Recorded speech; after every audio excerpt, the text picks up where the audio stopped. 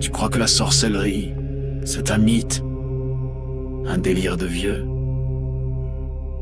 Non.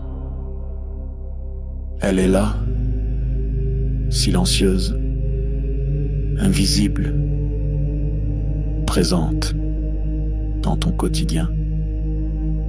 Ce que tu vis n'est peut-être pas le fruit du hasard.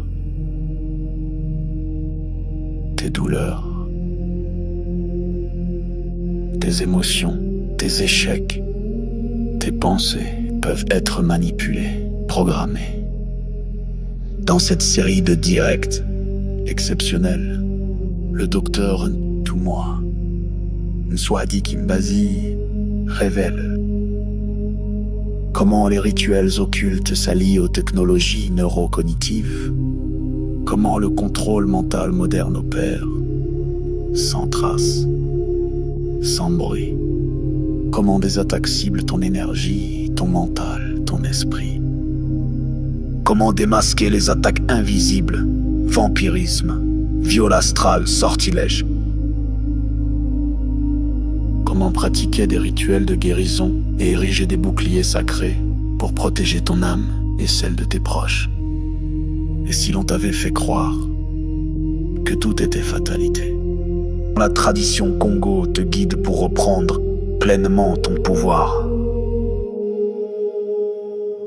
Malongui, votre nouvelle émission Éveil, tous les jours à 13h, heure de Paris, en direct sur YouTube Tradition Congo et YouTube Fédération Kimuntu. Venez témoigner, échanger, partager vos expériences avec l'équipe Kimuntu. Épisode après épisode, nous dévoilerons les forces cachées qui gouvernent nos vies.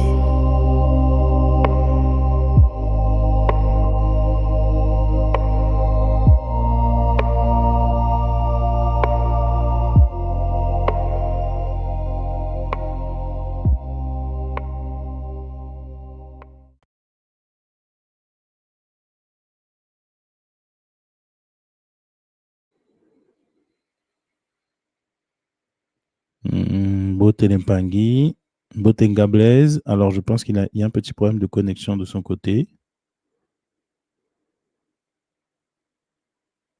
Donc, je ne sais pas si c'est de mon côté, l'Empangui. Donc, dites-moi en commentaire si vous voyez Nga Blaise. Botelempangi, donc c'est Nganoué. Hein? Je fais un petit peu l'intérim puisque je ne vois pas Nga Blaise. Voilà. Voilà, papa. Beauté à tous, beauté à tous et bienvenue sur ce plateau. Nous allons entamer donc aujourd'hui une nouvelle partie de cette série qui a commencé depuis quelque temps maintenant.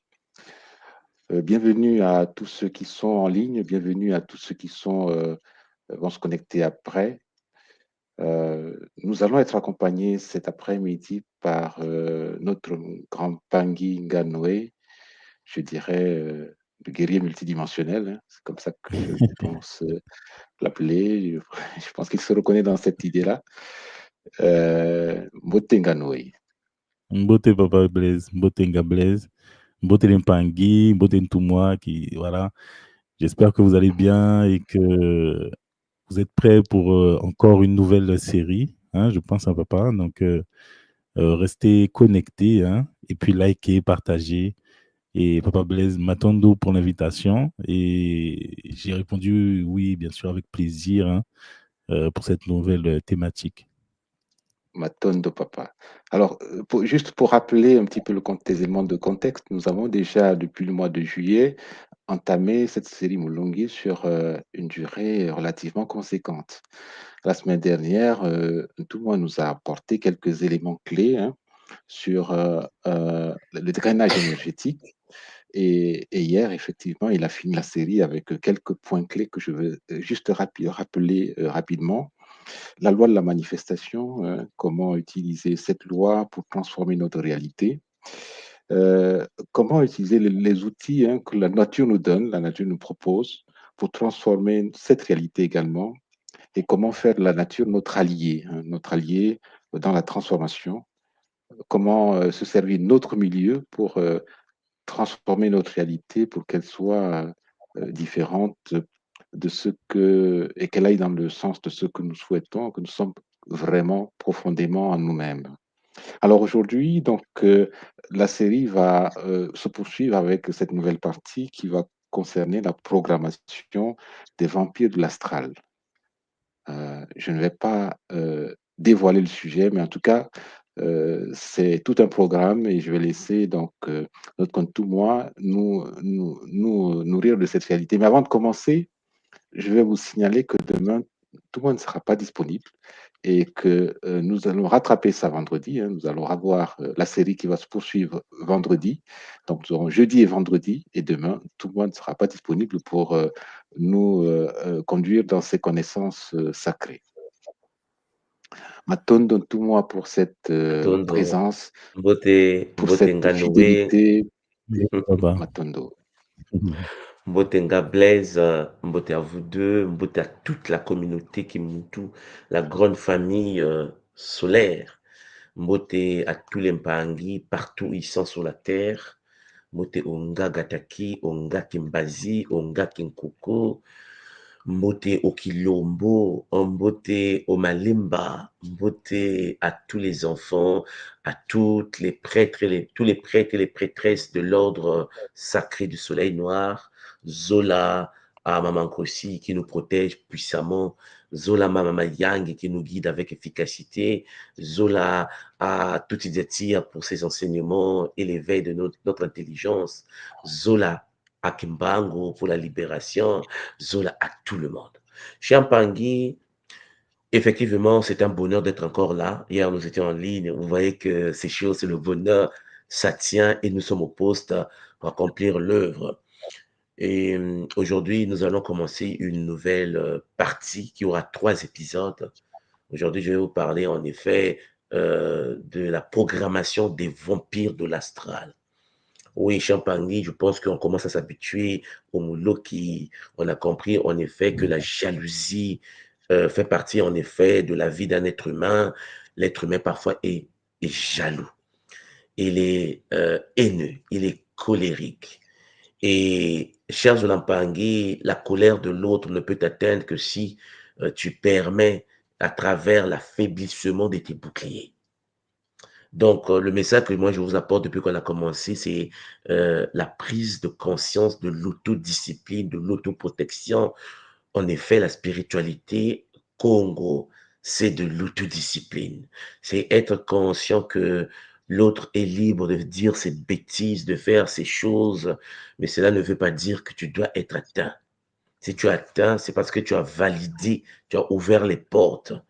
Et cher Zolampangui, ce que nous allons avoir maintenant comme enseignement, c'est que les Moulouki, c'est-à-dire les sorciers, les initiés de l'ordre iséfétique, métatronique, démoniaque, et puis, cher Pangui, des êtres qui pratiquent en effet le narcissisme pervers, les gens capables de pouvoir, par le pouvoir du mpova, par des actes, par le regard, nuire à l'autre. Dominer la divinité de l'autre, chercher à briser les boucliers des autres. Tous ces êtres-là, les entités de la nature astrale iséfétique qui ont pour but d'absorber la vitalité du monde. Tous ces êtres, toutes ces entités, toutes ces structures fonctionnent d'une certaine manière. Oui, voilà pourquoi j'aimerais vous en parler. L'homme ne peut pas être touché par hasard. L'homme ne peut pas être impacté par hasard. Il existe donc de la programmation des vampires sur nous. Ouais. Et il faut qu'ils nous affaiblissent. Ils mettent en place des procédures, ce sont des codes, je veux dire géomathématiques, des programmes pour que l'être humain puisse être à leur merci. C'est comme si tu étais enfermé dans une bulle et une fois dans cette bulle, tu n'arrives pas à t'en sortir. Donc, Matondo à tout le monde. Donc, Papa Blaise Nganoé, je vais tout d'abord commencer et nous allons ensuite faire le Kabula, faire rentrer l'Impangi avec Boiler. Maintenant, Mamingi. Voilà. Maintenant. Alors, cher Pangui, hein, comme vous le savez, ce que nous allons faire maintenant, c'est quelque chose que nous avons l'habitude de faire. Vous êtes habitué maintenant à ce format, n'est-ce pas? La vie. La vie est une expérience très intéressante, sauf que certaines personnes n'ont pas de vie. Certaines personnes vivent par rapport aux vies des autres. Certaines personnes, chers Olampangi, sont déjà connectées aux forces de Muluki.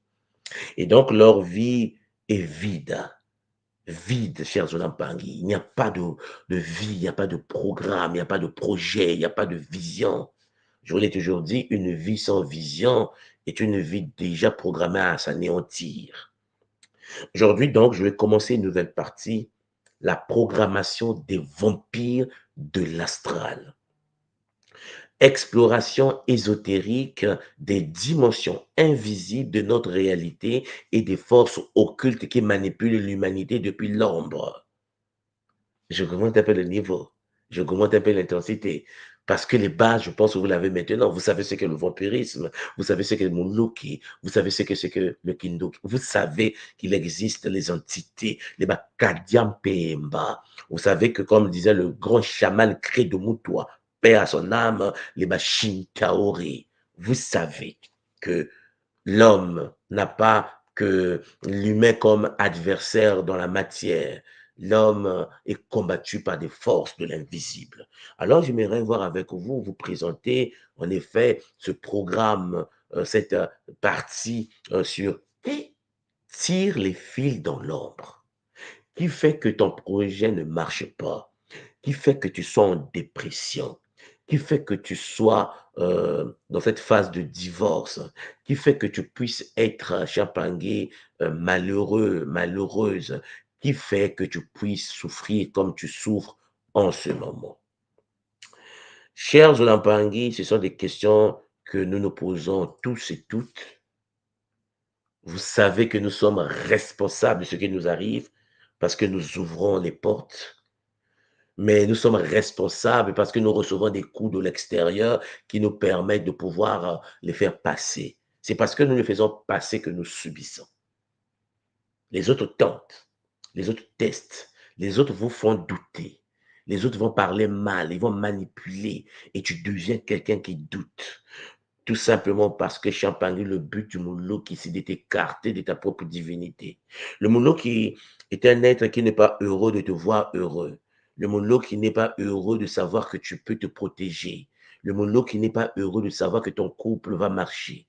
Le Mouloki n'est pas heureux de savoir que tu vas protéger tes enfants. Le Mouloki n'est pas heureux que tout le monde soit de Kimbaz et te dise que tu es le maître du game et que tu es capable, cher Zolampangui, de te connecter directement à Mama Wandombi, la source divine unique. Le Moulo qui veut que tu penses que tu dois dépendre de quelqu'un. Non, dis non. Connexion directe. Alors, lorsque tu es assis chez toi ou tu es assis chez toi avec ta bulle énergétique aurique, ton aura, ton champ électromagnétique, qui, dans l'ombre, tire les fils pour attaquer, pour nuire, pour détruire. Voilà pourquoi nous allons parler en effet de la lutte énergétique. J'aimerais vous dire, même Pangui, que dans le monde de l'invisible, il existe une lutte énergétique au-delà du visible.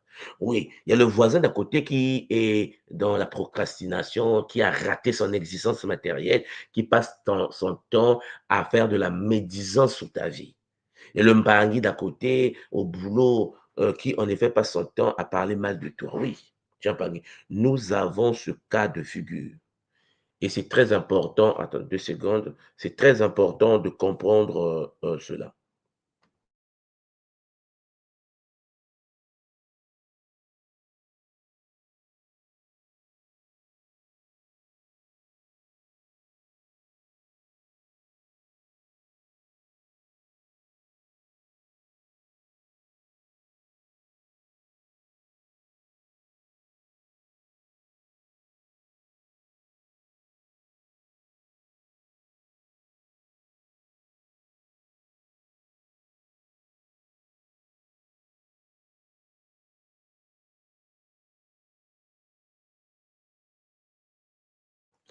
Oui, excusez-moi, il fallait que je puisse éteindre l'alarme qui sonnait, ça m'a dérangé.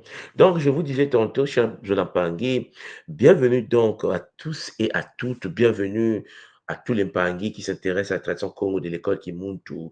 Bienvenue à cet enseignement qui va nous plonger dans les dimensions invisibles de notre réalité. Ah oui, oui.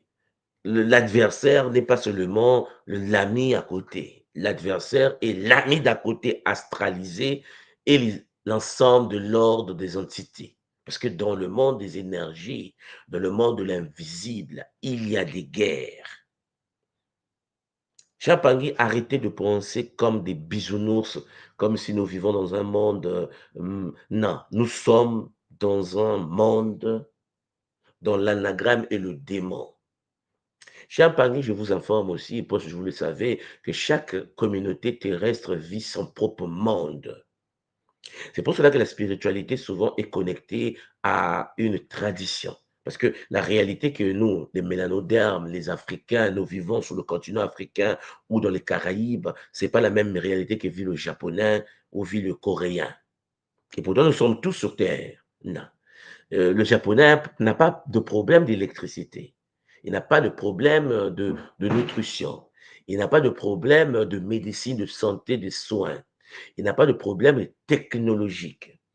Chez moi, en Afrique ou dans les Caraïbes, nous avons un problème parfois d'électricité. Problème, chers Zolapangui, agricole. Problème d'éducation. Vous voyez que nous vivons dans le même monde, mais il y a l'autre qui n'a pas mangé pendant des jours. Il y a un problème de courant, il y a les délestages installés. Et puis, il y a le chômage parce que chez Pangui, ils n'arrivent pas à créer parce que c'est compliqué. Vous voyez que les deux vivent dans la même réalité, mais les deux ne vivent pas la même vie. Et même dans le monde africain où il y a le désordre, où il y a les coupures d'électricité, il y a des gens qui n'ont pas de coupure d'électricité. Il y a des gens qui n'ont pas de problème d'eau. Et pourtant, ils vivent en Afrique. C'est pour cela que je suis en train de vous dire, quand j'arrive en Afrique, j'ai mon groupe, j'ai mon forage, le forage que j'ai mis en place, mais les conditions normales, et pourtant, beaucoup des nôtres n'ont pas. C'est-à-dire que chacun est dans une bulle. Et donc, nous allons explorer ici des concepts qui, bien que souvent relégués au domaine de la superstition, pour ceux qui, chez Champagne, réfléchissent hors du paradigme traditionnel au Congo, je vais vous parler des choses qui décrivent des interactions énergétiques bien réelles, des guerres subtiles dans les univers invisibles, des guerres, parce que déjà dans le monde humain, nous savons que l'être humain peut être victime d'une jalousie, parce qu'il est possédé, parce qu'il a la haine, il a la jalousie, il a la colère, il a la frustration. Il y a des gens qui passent leur temps à vouloir attaquer les autres parce qu'ils n'ont pas de vie. Parce que quelqu'un passe le temps à t'attaquer, c'est parce que la personne n'a pas de vie. Il y a un vide sidéral. Il a besoin d'exister. Il doit passer son temps à vouloir penser libérer des autres en attaquant toi. Tu as parlé parce que ton aura est puissant. Parce que tu as de la vitalité. Tu as d'une énergie que lui, il cherche à absorber par ton nom pour nuire à ton œuvre, tout simplement parce qu'il n'a pas de vie. Vous me comprenez? Ce qui veut dire même pas ça nous savons. Mais là, ce que je suis en train de vous dire, c'est que ceux qui se comportent comme ça sont téléguidés. Il existe des guerres. Je ne parle pas de la guerre. Une lutte énergétique invisible entre des royaumes, entre des forces, entre des entités. Nous allons découvrir ensemble ces forces subtiles. Je vais bien sûr les présenter de manière euh, résumé, nous sommes en public pour ne pas choquer certaines sensibilités. Nous allons découvrir ensemble ces forces subtiles qui influencent notre bien-être physique, émotionnel, spirituel. Nous allons apprendre à travers cette partie comment reconnaître leur présence dans nos vies quotidiennes. Parce que, comme je l'ai toujours dit, l'invisible gouverne le visible. La tradition Congo est claire dessus. L'imperceptible détermine le perceptible. Tu es un être physique et spirituel. Tu disposes d'un léma et ton léma doit interagir avec l'univers invisible. Beaucoup de gens sur la Terre n'ont pas la maîtrise de l'univers invisible. Et donc, ils vivent une vie, ils subissent leur propre existence. Et souvent, ils pensent que leur vie, Charles Lampangi, leur problème vient des autres. Toujours des autres. La tradition Congo nous dit non, stop. Ton problème vient de toi. Ton problème vient du fait que tu n'es pas capable de te protéger. Ton problème vient du fait que tu oublies qu'il existe une guerre à l'extérieur de ton champ énergétique, dans l'invisible. Et qu'en effet, nous sommes dans des royaumes. Oui, le monde de l'invisible n'est pas organisé en gouvernement républicain. Il n'y a pas de république dans l'invisible. Dans l'invisible, ce que nous appelons la république sur terre, les pays sur la terre, dans le monde invisible, ça se présente toujours comme des royaumes. Chaque espace est dirigé par un roi, une reine, des êtres qui gouvernent l'invisible. Et nous sommes des êtres faisant partie des royaumes projetés dans la partie visible. En effet, la force invisible derrière gouverne le monde invisible et sa manifestation matérielle. La question que vous devez souvent vous poser, vous êtes de quel royaume? Parce qu'en effet, Champagne, une fois incarné dans le monde matériel, dans le monde visible, physique, vous dépendez d'un royaume. Mais lequel? Ah oui, lequel? Vous avez pensé que vous appartenez à un pays. Ah non, mais je suis en Belgique. Non. Il y a un royaume derrière. Il y a des royaumes qui gèrent l'ensemble des royaumes. Beaucoup des royaumes sur la terre sont connectés à une gestion invisible. Et ces royaumes subtils, ces royaumes invisibles sont en guerre. C'est ce que j'essaie de vous dire. Et la guerre de l'invisible se répercute dans le visible. Nous subissons, Champagne, des chocs des titans dans le monde matériel. Voilà pourquoi les textes sacrés nous enseignent que vous n'avez pas à lutter contre le sang et la chair, mais contre les démons, contre les principautés, contre les esprits dans le lieu céleste. Champagne, l'invisible, ce que toi tu ne vois pas avec tes yeux existe. Ils interagissent. Champagne, toi tu es la partie projetée. Donc, M. Champagne, j'ai un plan pour vous. Un plan de présentation, bien sûr. 3 parties. D'abord, aujourd'hui, succinctement, je vais aborder les acteurs de l'ombre. Je vais vous présenter cela. On va parler des esprits désincarnés et les âmes errantes. Je vais reparler des entités parasites, les larves et les coquilles astrales. Je vais reparler des vampires de l'astral, les catégories spécifiques. La séance prochaine, c'est-à-dire le jeudi, nous allons aborder les portes d'entrée et les pactes karmiques. Oui, les pactes.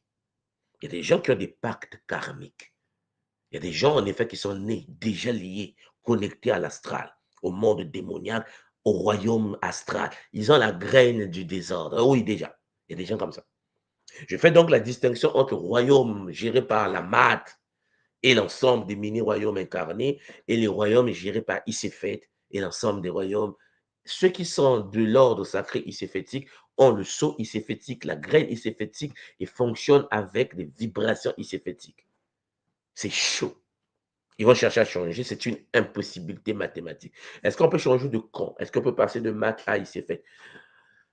Cher Zolampangui, c'est chaud.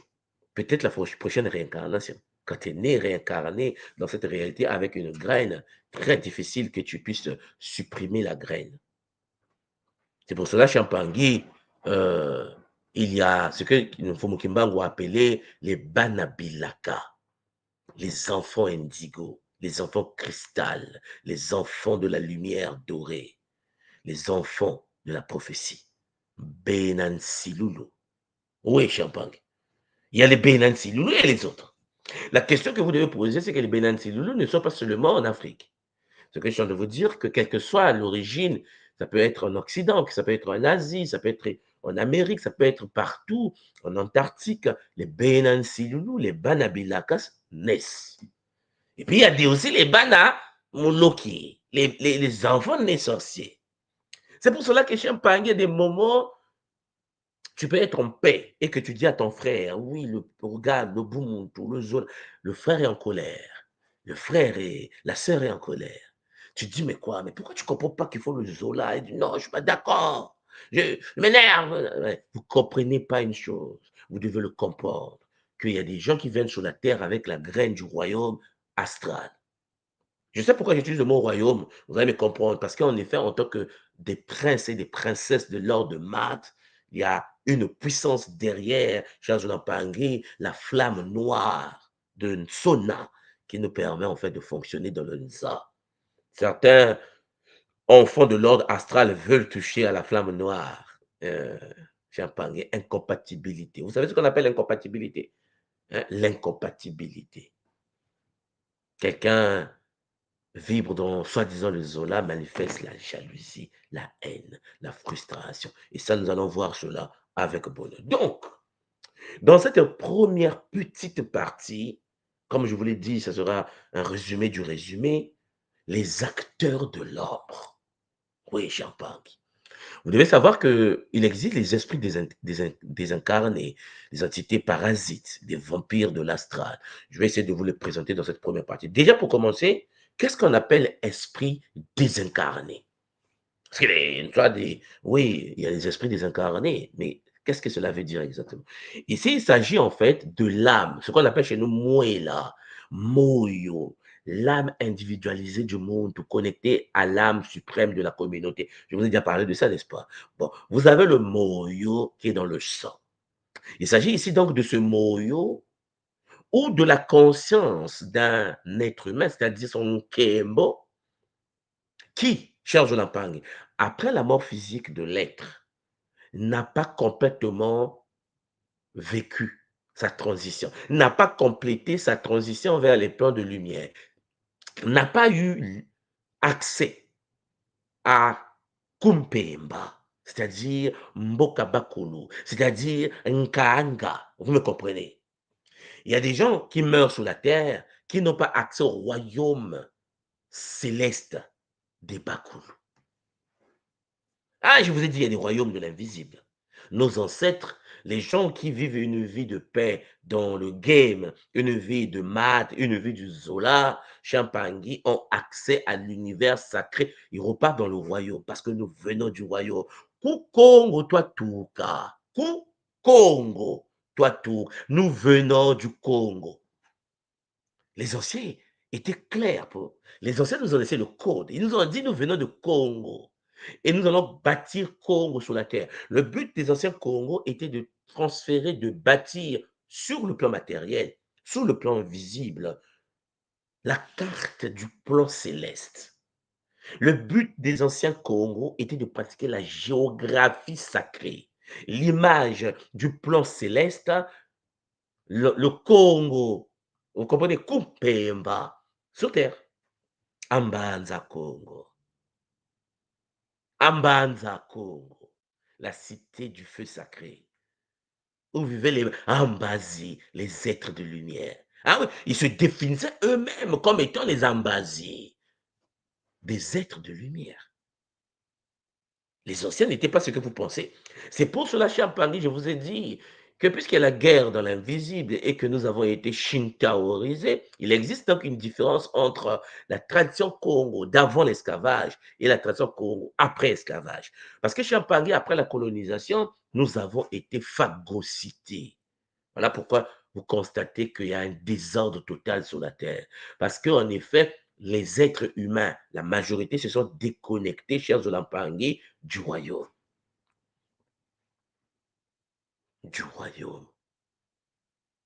Donc, lorsque quelqu'un meurt et que la personne n'a pas l'énergie nécessaire pour traverser, pour rentrer dans Kumpemba, pour traverser la grille énergétique de Kalunga, l'être humain devient ce qu'on appelle un esprit désincarné. Ces esprits restent bloqués dans les basses couches du plan astral, une dimension vibratoire proche de la Terre. Voilà pourquoi lorsque je pratique le culte sacré de Ngaloufoua, nous partons souvent dans cette couche énergétique du bas astral pour libérer ceux qui peuvent être libérés, c'est-à-dire des êtres qui sont des esprits désincarnés, ceux qui n'ont pas pu traverser la grille de Kalunga. Donc, contrairement Champagny aux croyances populaires que vous entendez à gauche et à droite, ces entités ne sont pas nécessairement malveillants. Ce sont nos parents, en fait. La question que je te posais, c'est que ton fils, ta fille qui était mort, ton mari qui était mort, ta femme qui était morte, ton père, ta mère, est-ce qu'ils sont dans Kalunga? bloqués à travers les grilles énergétiques dans l'univers du bas astral, ou bien ils sont rentrés dans le village des ancêtres. Charles Lampangi essayait d'augmenter le taux de vibration dans la compréhension de ce que j'appelle ici village des ancêtres. Je vous parle d'un espace multidimensionnel infini, un royaume des âmes, Champangui, des êtres supérieurs, des êtres qui ont vécu le Kunaka, qui ont pu traverser la grille de Kalunga. Nous sommes ici dans une réalité où nous sommes en examen. Nous vivons dans le monde de la co-création, dans un game. Mais le game se passe également dans le monde invisible. Notre royaume, Champangui, que nous appelons Mpemba, est en guerre contre les autres royaumes. La structure terrestre, Charles Lampangi, est différente, n'est pas différente, pardon, de la structure que nous avons sur la Terre. Ah oui, Champangui. Ouais. Et vous serez étonné que les ancêtres Charles Lampangi, de certaines traditions, les ancêtres ne se mélangent pas dans l'invisible. Vous avez dit, mais tout le monde. Charles Lampangi, tout Diatia, notre grand maître à tous, Champangui, celui que nous appelons aujourd'hui Tséouti, celui que certains ont appelé Tot. Champangui nous a enseigné avec efficacité, détermination et rigueur que Champangui, il faut respecter le principe du Nitu, Ntuni, Nitu, Ntuni. Ce qui est en haut est comme ce qui est en bas. Ce qui est en bas est comme ce qui est en haut. Chers Olampangi, nous vivons dans le principe du miroir sacré. Donc, mes Olampangi, tous les êtres qui sont partis, tous les êtres qui n'ont plus de corps physique, biologique, et je vous précise en passant que dans la tradition Congo de l'école qui monte, le corps physique que tu portes est un cadeau, un don Champangui après une commande reçue par le King Toto, le champ de la terre. La terre t'a accordé des briques. Oui, Champangui, le corps que nous avons est constitué des briques, des éléments. Nous avons en nous le minéral, nous avons en nous le végétal, nous avons en nous la partie animale. Là, c'est l'univers des règnes. C'est pour cela qu'à l'école Kimuntu, nous pratiquons le King Koko, l'initiation totémique de l'école Kimuntu, pour gérer le minéral, le végétal, l'animal que nous avons reçu en lien avec les règnes de la terre. À côté de cela, chez Champangui, nous avons les éléments. Nous avons Maza, nous avons Tia, nous avons Mumpepe, nous avons Ndo. Les 4 éléments sacrés, chers Olampangui, gouvernés par les 4 Maasimbi, sont également projetés en nous. Et puis nous avons également les 9 Mabundu du Congo. Mais chers Olampangui, l'être humain est une synthèse, une résultante des forces. Nous ne sommes pas des corps. Nous sommes, Champangui, des divinités. Nous sommes des consciences supérieures incarnées. Et on nous a doté des véhicules. Et le véhicule, c'est le corps que tu as. C'est pour cela que je dis souvent au Mpangui d'attention Congo de l'école Kimuntu, tu maltraites ton corps, tu te fais des ennemis dans le monde invisible. Ton corps est un temple, mais un temple créé par une résultante, une synthèse des forces derrière qui soutiennent ton existence. Ce qui veut dire, si tu maltraites ton corps, tu le tortures par des consommations toxiques, par la consommation d'images toxiques, la musique toxique, tu tortures ton corps, chers Olympiques, tu te fais des ennemis parce que ton corps est conscient. Ton corps peut bouger sans toi. Ton corps n'est pas toi. Voilà pourquoi Congo nous disons ni tout wami, ni tout, mon corps à moi n'est pas moi. Mon corps à moi n'est pas moi. Une fois que Champangui, ta conscience divine sort du corps biologique, une fois que tu as accumulé le moyo, parce que n'oubliez pas pourquoi vous êtes dans le corps, pour que le corps puisse stocker les données. Vous êtes dans le corps pour que le corps vous permette de stocker les données dans le menga, dans le sang. Oui, le moyo, la structure de l'âme supérieure est connectée au moela, la matrice de l'âme communautaire. Vous me comprenez là? Ce qui veut dire que lorsque le Muntu meurt, Charles Lampangi, il y a des êtres humains qui ne traversent pas la porte sacrée de la grille Kalunga. Ils sont bloqués dans notre réalité. Et une fois que tu es bloqué dans notre réalité, Lampangi, mais tu es dans l'astral. Tu te fais chicoter correctement. Charles Lampangi, pour ceux qui ont déjà fait le culte de Ngalou, vous voyez de quoi je parle. Mais tous les gens qui sont dans le monde de l'astral, c'est-à-dire que Nzadjenkenza, chers Olampangui, ne sont pas des mauvaises entités, parce que vous n'avez plus de corps. La Terre récupère ses particules, la Terre récupère les règnes, la Terre récupère les éléments, la Terre se déconnecte, le corps se déconnecte des 9 Mabou du Congo. Donc, contrairement aux croyances populaires que nous avons, ces entités ne sont pas nécessairement malveillantes, mais plutôt désorientées. Ton grand-père, là, qui est bloqué, ton mari, ta femme, ton enfant qui est bloqué dans le monde de l'astral est désorienté. Il est incapable de poursuivre le chemin spirituel. Il est incapable de quitter l'univers sacré de l'astral géré par le porteur des clés Ngaloufwa vers le monde des ancêtres. Non, bloqué. Voilà pourquoi l'esprit désincarné est comme un voyageur qui a perdu sa carte dans le monde intermédiaire entre les vivants et les morts, est désincarné, et est perdu. Les ancêtres l'attendent de l'autre côté, mais il n'a pas accès. Tu ne peux pas avoir accès si tu ne traverses pas les épreuves, si tu n'as pas vécu ce qu'on appelle le pesé du cœur. Vous avez déjà entendu parler de pesé du cœur avec le cœur et la plume de mat. Si Ngaloufwa, chers Olampangi, Ngaloufwa, ce qu'on appelle aujourd'hui Anubis, si Ngaloufwa ne te permet pas de passer, et là où il y a ce qu'on appelle Ngandu, Mfumu, Ngandu, celui qu'on appelle Sobek, la divinité Congo-crocodile. Champagne, si tu ne traverses pas les épreuves, si tu n'as pas la cartographie de la mort, tu vas être dévoré, désintégré. C'est chaud. Une divinité qui se fait maltraiter par des entités du bas astral, c'est très chaud. Voilà pourquoi, mes jeunes Pangui, il y a donc les causes de l'état dans lequel se retrouvent des êtres humains qui ont vécu, mais qui sont devenus des esprits désincarnés. D'abord, les morts traumatiques et soudaines. Je vous l'avais déjà dit, dans la tradition Congo, lorsque tu meurs traumatisé dans un accident de décapitation, tu meurs avec des douleurs, accident, lorsque tu te suicides. Alors, j'ai mis les guerres, mais ceux qui meurent pendant la période des guerres, qui étaient des soldats, sont en effet gérés par des consciences. Mais ça, je ne vais pas aborder. Mais quand tu meurs et que tu n'es pas soldat, mais tu es mort pendant la période de guerre avec un traumatisme après une série de viols toxiques, parce que la guerre, pour ceux qui connaissent un peu ce que c'est chaud. L'esprit est confus. Celui qui a été traumatisé ne peut pas accéder à Mpemba, ne peut pas accéder à Nkanga. Champagne, tu ne peux plus repartir dans le royaume des ancêtres.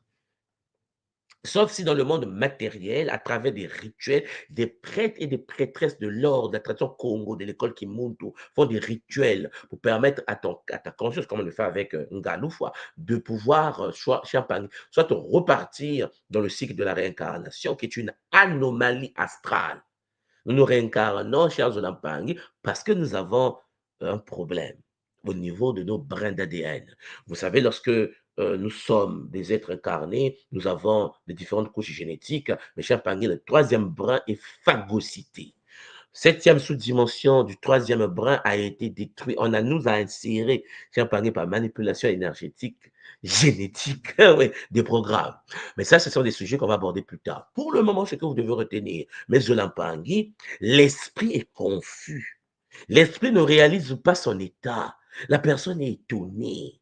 La transition brutale empêche la conscience de s'adapter à son nouveau statut. Donc, si dans ton milieu, il y a des gens qui sont morts brutalement, choqués, bam, accident, suicide. Les suicidaires, c'est mort.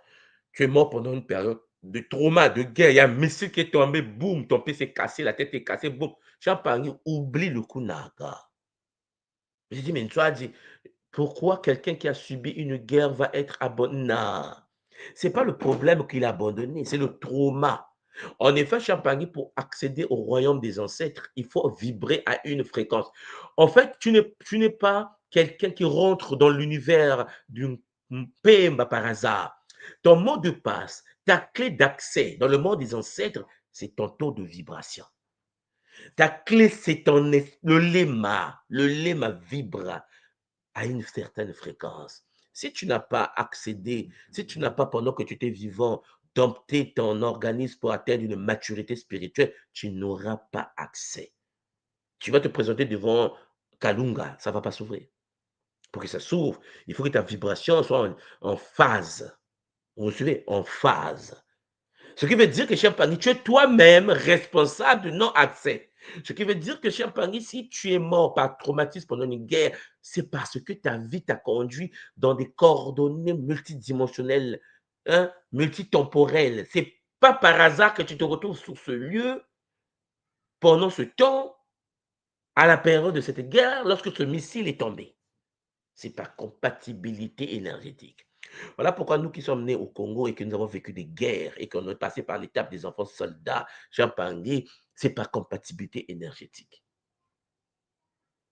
C'est dur, n'est-ce pas? Nous avons fait des choses dans le passé aussi. Nous sommes revenus, on est nés dans des situations, de territoires. Et il y a des guerres. Mais pendant la guerre que nous avons vécue au Congo-Brazzaville en 97, 98, pour ceux qui connaissent le trauma que nous avons vécu au Congo-Brazza, chers Olampangui, beaucoup sont morts. Mais nous, on est toujours là. Vous comprenez ce que je suis en train de vous dire? On a grandi dedans, on n'est pas mort. Parce qu'en fait, chers Olampangui, tout est un problème d'alliance. Celui qui part dans la prison de l'astral a des alliances aussi. C'est par compatibilité. Donc, traumatisme, accident de voiture, la tête se décapite, le fer rentre dans le cœur, tu es perdu, le choc t'empêche de vibrer. Le choc. Voilà pourquoi les initiés Congo, puisqu'ils le savent, qu'est-ce qu'ils font? Ils se cachent dans la forêt. Parce que l'initié Congo, il est pour lui dans la forêt. Il est à Manyanga en RDC. Il ne sort pas. Il y a des initiés Congo qui ne sortent pas. Il y a des gens qui sont en Kamba, parce qu'ils ne savent pas Nkamba, le territoire de Kimbangu. Il y a des gens qui ne sortent pas de l'Afrique. Ils se disent, mais je ne vais pas aller me faire traumatiser. Moi, j'attends le coup Naka. Je meurs en paix, je me casse. Oui, il y a des gens comme ça. Et puis, il y a des gens qui pensent que la vie est simple. Donc, ils se mettent dans le mouvement. Nous, comme nous autres, là, on voyage et tout. Mais Champagny, c'est parce qu'on se dit, il y a compatibilité énergétique. Si les Bakou le savent que tu vas mourir dans tel état, tu vas mourir dans tel état, mais tu vas revenir. Ou soit tu vas passer par cette phase de trauma qui traumatise ton existence à profondeur.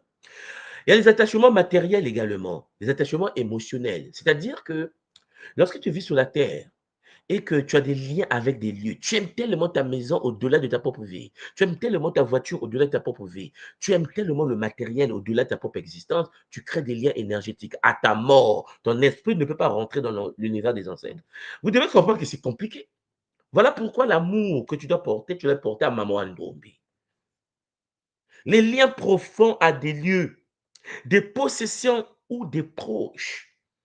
Tu es mort, tu as tellement aimé ton mari, tu peux pas partir. Il y a des rituels pour te laisser partir. Voilà pourquoi, à la fin, lorsque le mari ou la femme est en deuil, il faut des rituels de purification et de transition. Parce que ces attaches créent des ancres. L'être humain, c'est pour ça qu'on dit qu'il est difficile à celui qui est dans la matérialité de rentrer dans le royaume céleste. Lorsque tu es sur la terre, chers Olampang, et que tu aimes tellement ta voiture plus que tout, tu ne vois pas passer. C'est un problème de vibration. Ta conscience, une fois désintégrée, une fois sortie du corps biologique, sera perdue. Parce que où est passée la voiture? Il y a des gens, des entités, des êtres qui ont vécu sur la terre, qui, après leur mort, sont debout devant leur voiture. Des esprits errants existent. Il y a des, oh, ton père est mort, mais de temps en temps, on voit papa dans la maison. De temps en temps, on voit papa n'est jamais parti. Papa ne peut pas partir. Parce que papa a commis l'erreur d'aimer sa maison plus que le Bumuntu. D'aimer la maison plus que le Kimundu. C'est-à-dire que tu as aimé la maison plus que ta propre tradition. Mais tu vas aller où? Tu restes connecté à ta maison. Tu deviens quelqu'un qui apparaît de temps en temps. Lorsque les enfants sont fréquentiellement supérieurs, ils regardent, oh, mais j'ai vu papa passer. Papa est un esprit errant. Il va se faire pendant son. Chez un Paris, les enfants grandissent, ils vont mourir. Toi, tu vas rester dans cette maison. Dans le malheur. Perdu.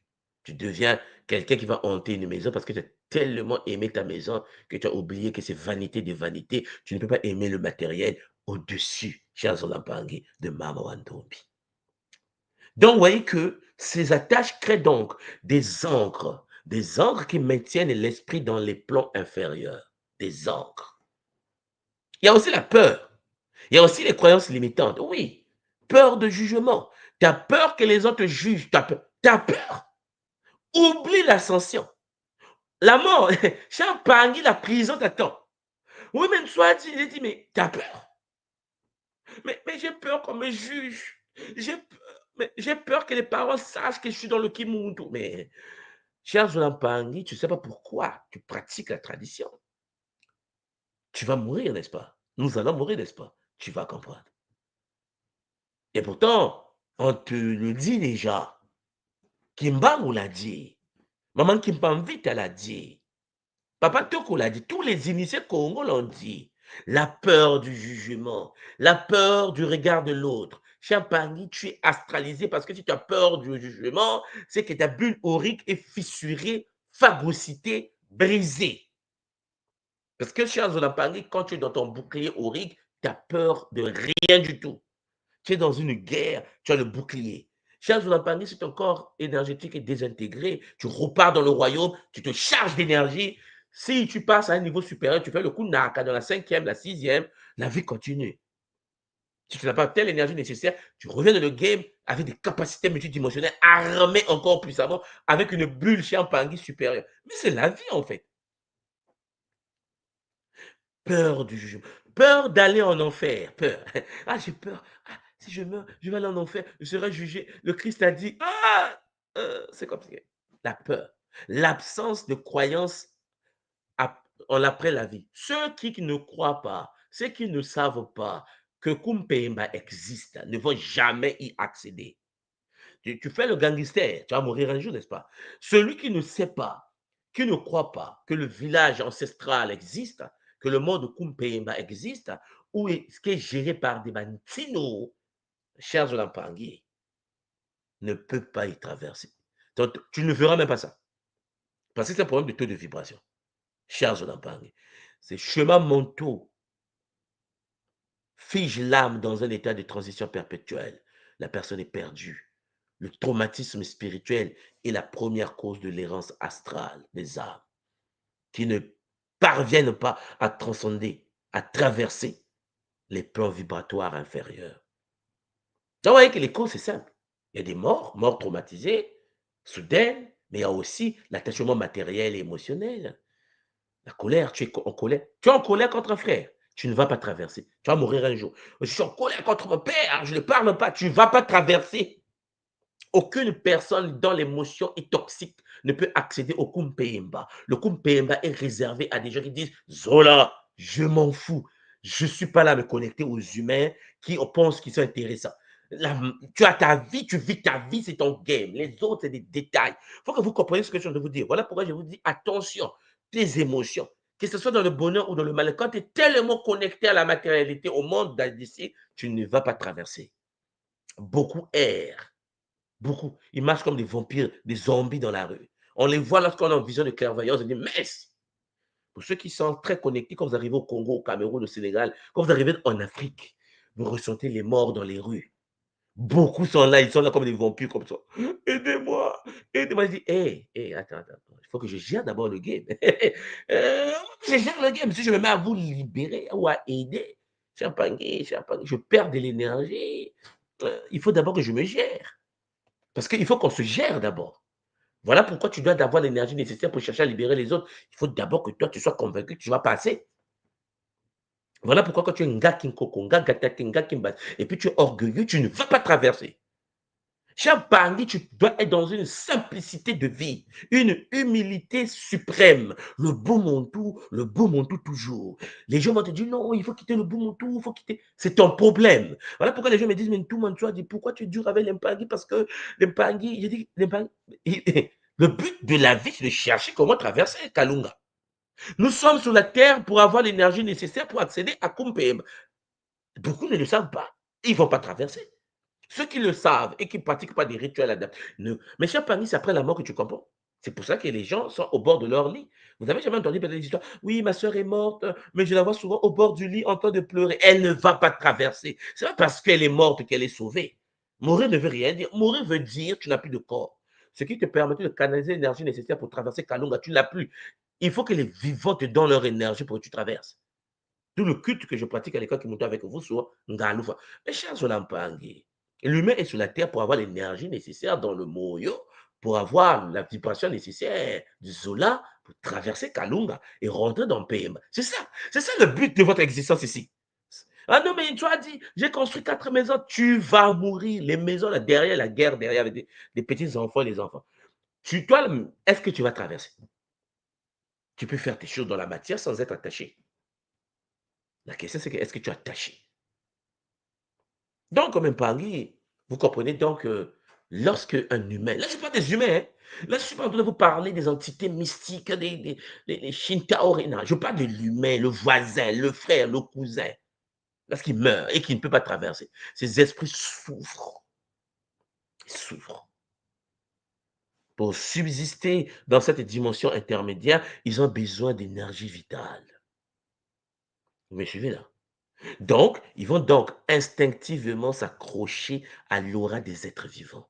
Voilà pourquoi il y a des gens, des belles femmes, mais qui ont des vieilles cocobars, comme on dit chez nous au Congo, des vieilles cocobars accrochées à ton aura, en train de sucer ton aura pour continuer à ressentir le plaisir de l'existence.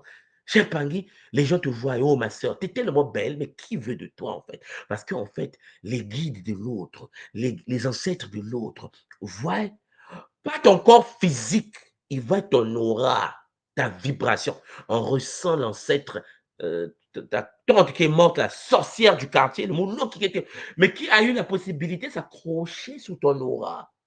Tu sens une lourdeur au dos, tu marches, tu sens comme ça le poids. Chaque panier, quelqu'un qui est accroché sur toi comme ça. On dit, mais lui, il se fait suicider par un vampire.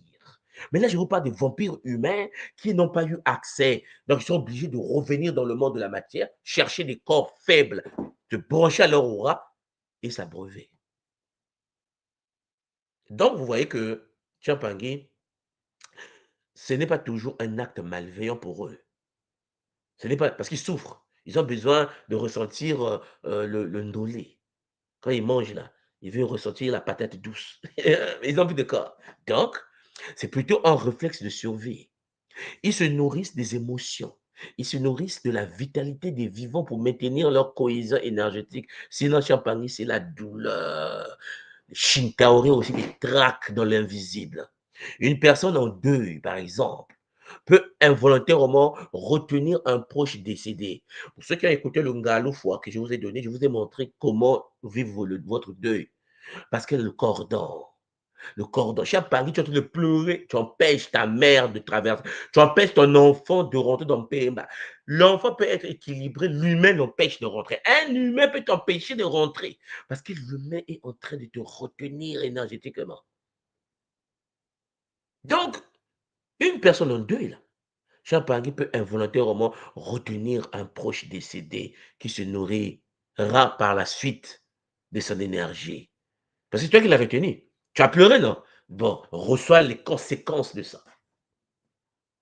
Lorsque quelqu'un meurt d'attention corona, on fait la fête. La fête. Lui, au moins, il est parti dans Mbemba. Hein? Vous comprenez la différence? Non, pleure pas les morts. Les morts ne sont pas morts. Ça dépend si le mort vibrait astralement. Là, on dit, mais il est mort. Ah. Mais est-ce que son taux de vibration avait le code? Est-ce qu'il a eu la vibration nécessaire pour traverser Kalunga? Oh non, mal barré. Bon, on va faire le rituel communautaire pour le ramener dans un corps physique. On va demander à Maman Toto de l'autoriser la réincarnation. Ah, si tu n'as pas des gens comme ça qui t'aiment à ce niveau, cher Zolampag, par ton comportement astral, tu pleures pourquoi? Tu ne l'aimais pas. Et puis, la majorité des gens, lorsqu'ils perdent quelqu'un, ils pleurent. Mais c'est des hypocrites multidimensionnels. Cher Pangui, quand tu rentres dans une veille, tu vois celui qui tombe sur la pointe, là, celui qui tourne au sol. Là. Mais il y avait des disputes tous les jours. Ils ne s'aimaient pas. C'était la médisance tous les jours. L'humain fait comme ça. C'est comme moi, tout mon soir, je vous transmets le savoir de la tradition Congo. Beaucoup de gens boudent. Ouais, je vais quitter Kimoto, j'aime pas Kimoto. Le jour qu'ils vont entendre qu'une soit est mort, il faut sembler. L'hypocrisie astrale. C'est comme ça que l'humain est. Il est méchant, il a la graine du diable. Et donc, en gros, il se comporte comme un monstre. Il fait semblant, il attaque, mais il fait semblant de mourir. C'est la première personne qui va rouler au sol. Vous comprenez le délire? Nous, dans la tradition Congo, des cas qui montent, lorsque quelqu'un meurt, on fait la fête. Parce qu'en fait, vous devez comprendre c'est quoi la mort. La personne a une possibilité de traverser. Mais cher Pani, toi, tu restes dans la matrice. C'est lui, il s'est préparé et qui doit traverser. Laissez-le partir. Mais on est tellement méchant qu'on oublie que pleurer, cher Zolampangi, pendant un deuil, c'est aussi retenir le mort. Mais le mort qui est retenu, tu l'as retenu, il va se nourrir de ton énergie vitale. Tu vas te faire auto-posséder par ton propre enfant, ton mari, qui n'est jamais parti parce que tu l'as retenu. Combien de personnes sont mortes, qui ont perdu des gens chers, mais qui sont malheureux? Il y a des moments où tu assis chez toi, tu te souviens encore de ton fils qui était mort, il y a des mémoires qui arrivent. Non, le fils est en train de te sucer. Ta fille, là, qui était morte, là, elle te suce. Tu perds de la vitalité dans le mot. Toi aussi, tu ne vas pas te traverser. Tu l'as empêché de traverser?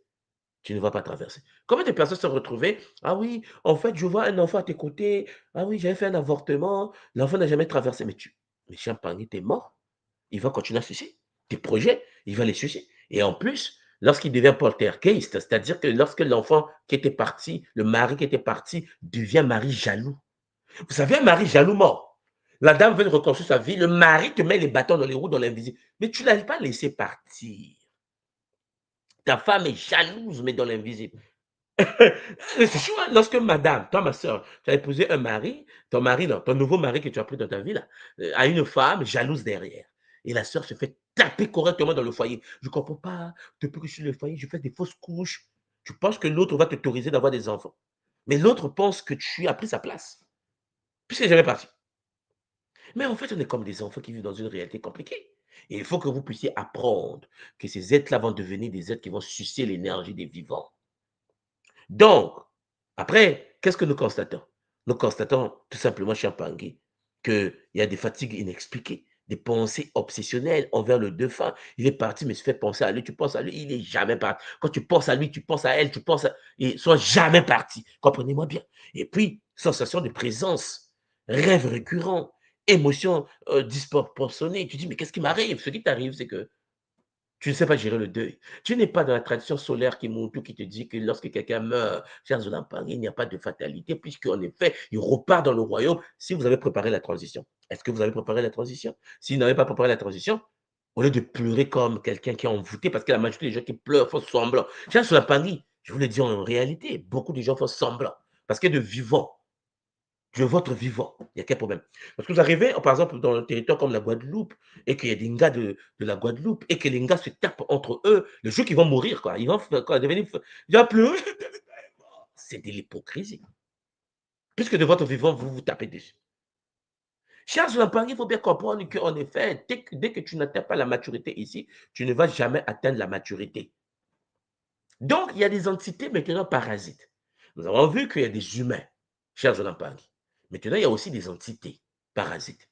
Donc, contrairement aux esprits désincarnés, donc les humains, qui furent en fait humains, ces entités sont des formes de conscience non humaine, souvent décrites comme primitives ou reptiliennes dans leur fonctionnement.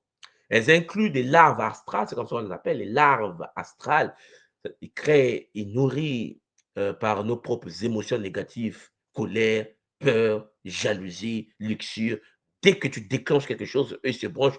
Pour ceux qui sont à l'école Kemuntu, confèrent le cours de Disumo Omasumo, le cycle de l'auto-envoûtement. OK? Et les coquilles astrales également, ce sont des restes éthériques d'un défunt, quelqu'un qui est mort, après que la conscience supérieure, l'âme, soit partie.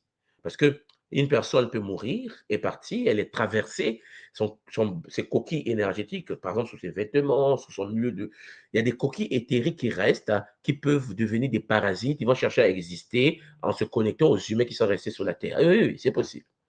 Ces parasites énergétiques n'ont pas de conscience élevée, mais ces parasites possèdent un instinct prédateur sophistiqué pour détecter et exploiter nos vulnérabilités énergétiques. Donc, vous comprenez que ces entités ne sont pas maléfiques par essence, ok? Mais ces entités sont invoquées par l'humain par son comportement émotionnel. Et ça détruit la vie de l'être humain.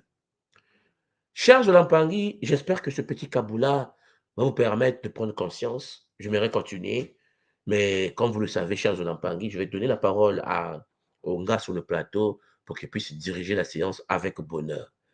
Le jeudi, nous allons poursuivre. Et chers Olampangi, prenez conscience que l'être humain est en guerre. Vous êtes en guerre. Ne tombez pas dans le piège d'un paradis inutile sur une planète toxique. Il faut bien comprendre ce qui se passe et puis reconnectez-vous au royaume dont vous êtes issu. Mais la question, c'est que, est-ce que vous êtes issu du royaume Champagny de Math ou du royaume d'Issefet? Voilà la question. Maintenant, Mamingi, Papa Blaise, je te remets la parole. Zola, parce que je voulais continuer, mais trop d'informations sur l'information, Papa Blaise, il y a trop de connexions, et j'aimerais m'arrêter là pour que vous puissiez en parler en famille. Maintenant, à vous. Je remets la parole à Papa Blaise. Dites-moi, Matondo, à vous Oui. d'être resté.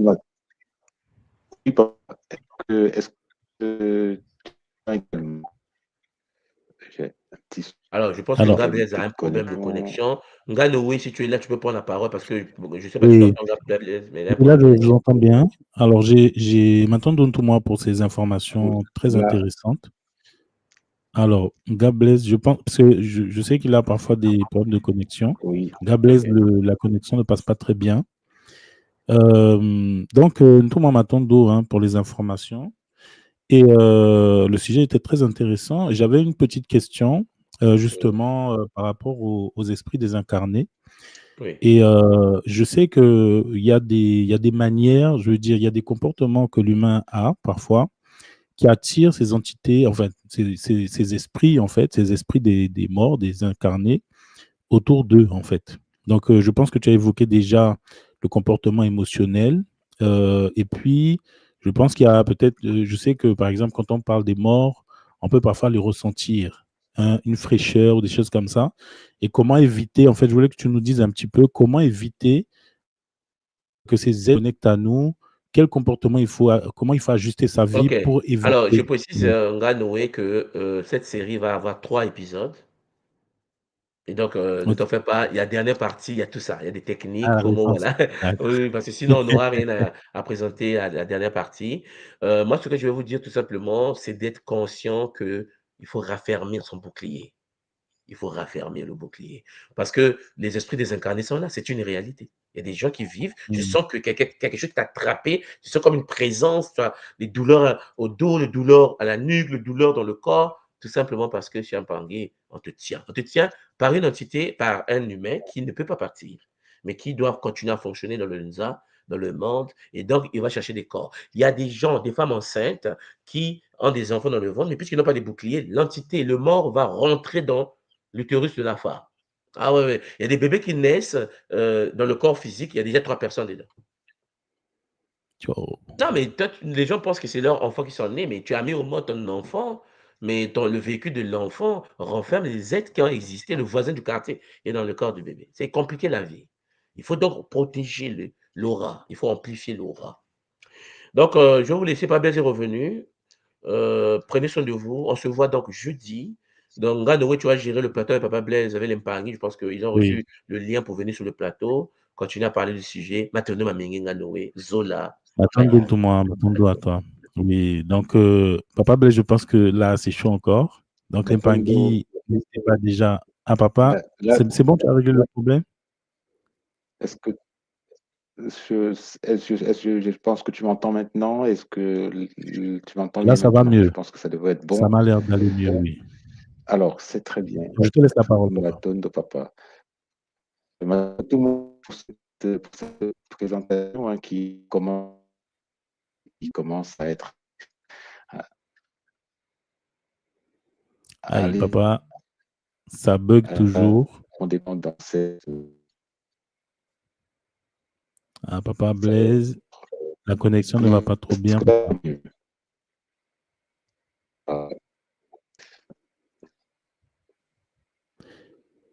Oui, Papa Blaise, si tu peux régler la connexion, ça bug un peu. Donc, l'Empangui, n'oubliez pas de liker, de partager et de vous abonner, bien sûr. Et j'aimerais savoir un petit peu avec vous, est-ce qu'il y avait des questions? Est-ce que le sujet vous a parlé? Et si vous voulez nous rejoindre sur le plateau l'Empangui, on vous a mis le lien. Je pense que Gables vous a mis le lien. OK? Donc, vous pouvez nous rejoindre sur le plateau pour discuter du sujet avec Zola, toujours. Donc, je n'aurai pas aujourd'hui la réponse à ma question. Gabriel, je pense que on dirait que c'est un peu plus fluide ta vidéo, donc peut-être Là, c'est que mieux. là, c'est mieux là. Là, c'est mieux.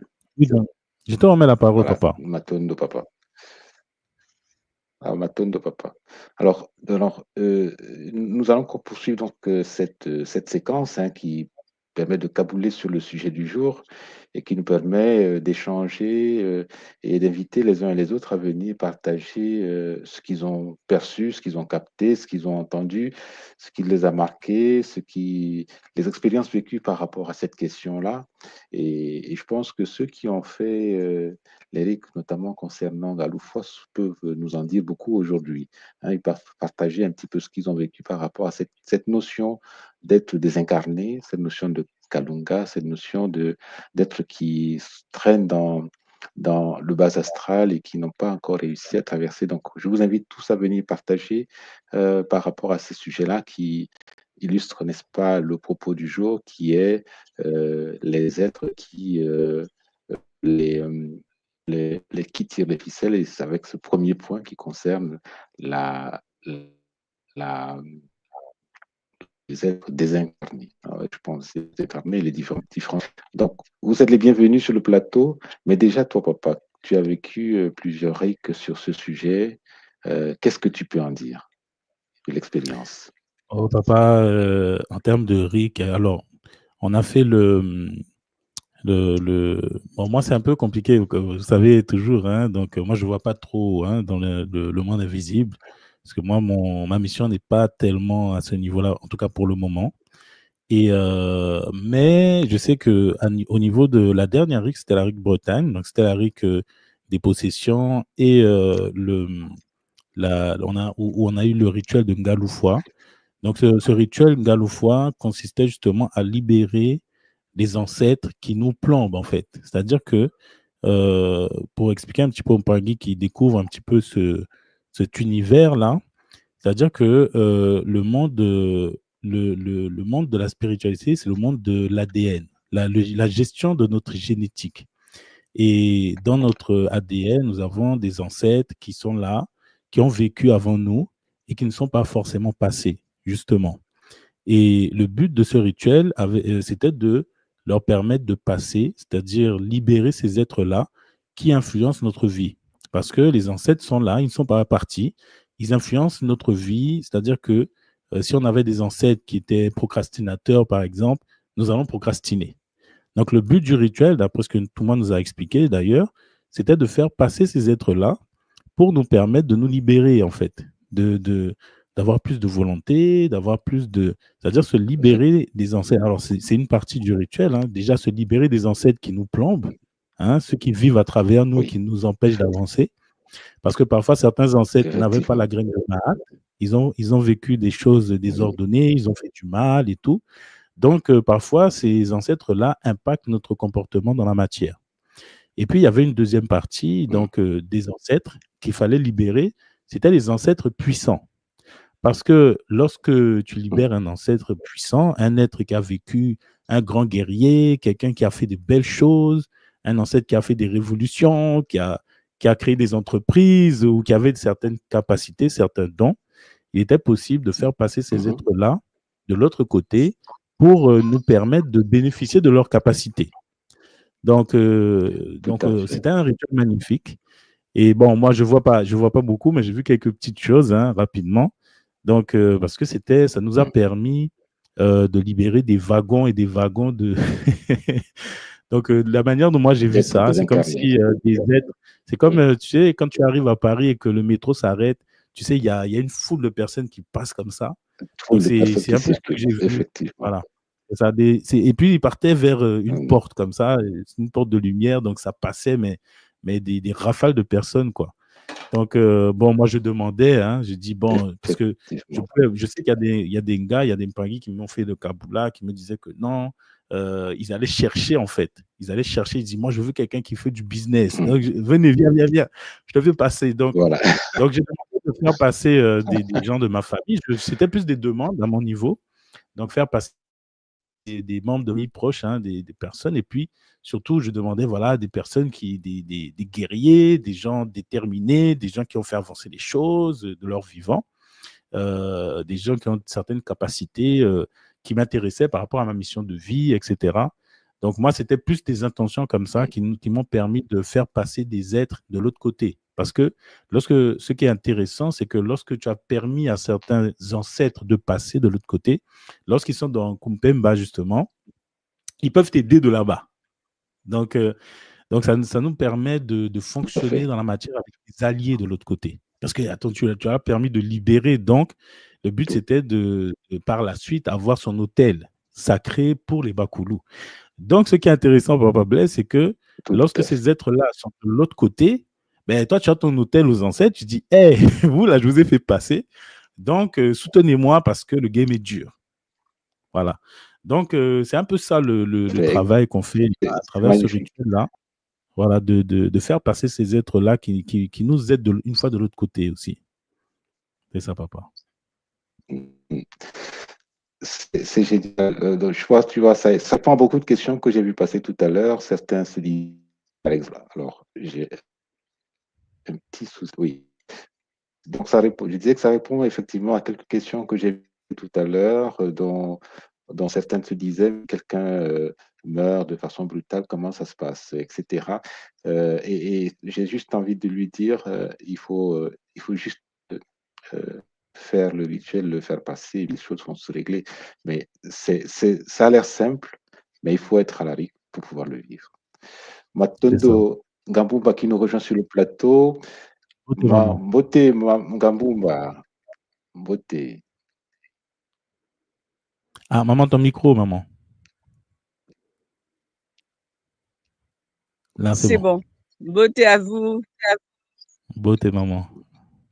Je m'apprêtais à partir, j'ai dit, bon, je vais monter sur le plateau là ce matin.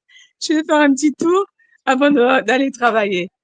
Mais je suis vraiment contente. J'ai pas pu entendre toute la conférence d'un tout mois, mais j'ai pris la fin. Et franchement, Ntouma est en train de faire un travail magnifique sur l'éveil de conscience là, plus que jamais, plus que tout ce qu'il a jamais fait. Et concernant les morts, c'est vrai que ça fait un moment que je lui en parle parce que j'ai perdu mon papa au mois de janvier de cette année et en fait, c'est pas le premier mort que je perds, mais c'est le premier mort que je perds en tant que gars Kimbazi. Et là, ça fait tout drôle. C'est là que ça devient compliqué et même, je dirais, pas vraiment compliqué, mais en fait agréable d'avoir fait Kimbazi pour pouvoir aider nos proches à traverser, en fait, à les aider à passer dans ces cas-là. En tout cas, les préparer pour cela parce que pour ceux qui sont pas dans le Kimuntu, bah, ils ont une vie normale, pas toujours saine encore. Et quand on vient d'une famille où c'est pas sain du tout. Donc là, on s'est dit, voilà, tout le boulot, toute la préparation, elle était impeccable. Ça a pris des mois, mais la finalité là, c'est que on peut aider en fait ses parents quand on fait Kimbazi, on peut aider sa famille, on peut aider ses proches à gérer ce portail qui est devant et les aider, en tout cas les préparer pour ça. Et puis après, ben, juste demander à ceux qui ont cette possibilité, hein, comme un tournoi, de faire le passage en finalité. Parce que c'est vrai que c'est pas toujours évident. C'est pour ça que les gens sont tristes. Les gens sont toujours en train de souffrir face à la mort. Mais en fait, il y a rien à souffrir. En fait, c'est juste, c'est beau, c'est un renouvellement et c'est vrai que si la personne ne revient pas, oui, ça rend triste, ça laisse les gens très tristes. Mais quand on sait que la personne revient, ben, on n'a pas besoin d'être triste. On demande simplement dans quel corps tu vas arriver. Fais-moi un petit clin d'œil, que je sache que tu es là. Et voilà. Et c'est ça ma vision, en fait, maintenant, aujourd'hui, de la mort et de ce passage, en tout cas. Donc, je peux pas parler beaucoup plus parce que c'est pas ce qu'il a dit au début, mais c'est cette partie-là que je suis arrivée juste dessus. J'ai dit parfait. Effectivement, maman Maryse, Gambumba. Et effectivement, maman, le sujet est très intéressant, ce que tu évoques, parce que on a une vision un peu tordue de la mort, c'est-à-dire que le monde, la perception qu'on a en Occident, en tout cas, hein, c'est une perception biaisée, puisqu'on nous a éduqués justement à être tristes. C'est-à-dire que C'est souvent, ça. on pense que non, mais je suis triste, c'est normal. Attends, mon père est mort, ma mère est morte. Alors que, par exemple, moi, je savais avant le Kimuntu, j'avais compris et je trouvais ça bizarre à l'époque parce que je n'avais pas d'explication. J'avais appris qu'en Inde, par exemple, les gens faisaient la fête lorsque quelqu'un mourait. Mais tu vois, quand quelqu'un fait la fête, et puis en Occident, nous, on pleure. Donc, tu vois, tu sais, tu te dis, mais attends, il y a un problème, quoi.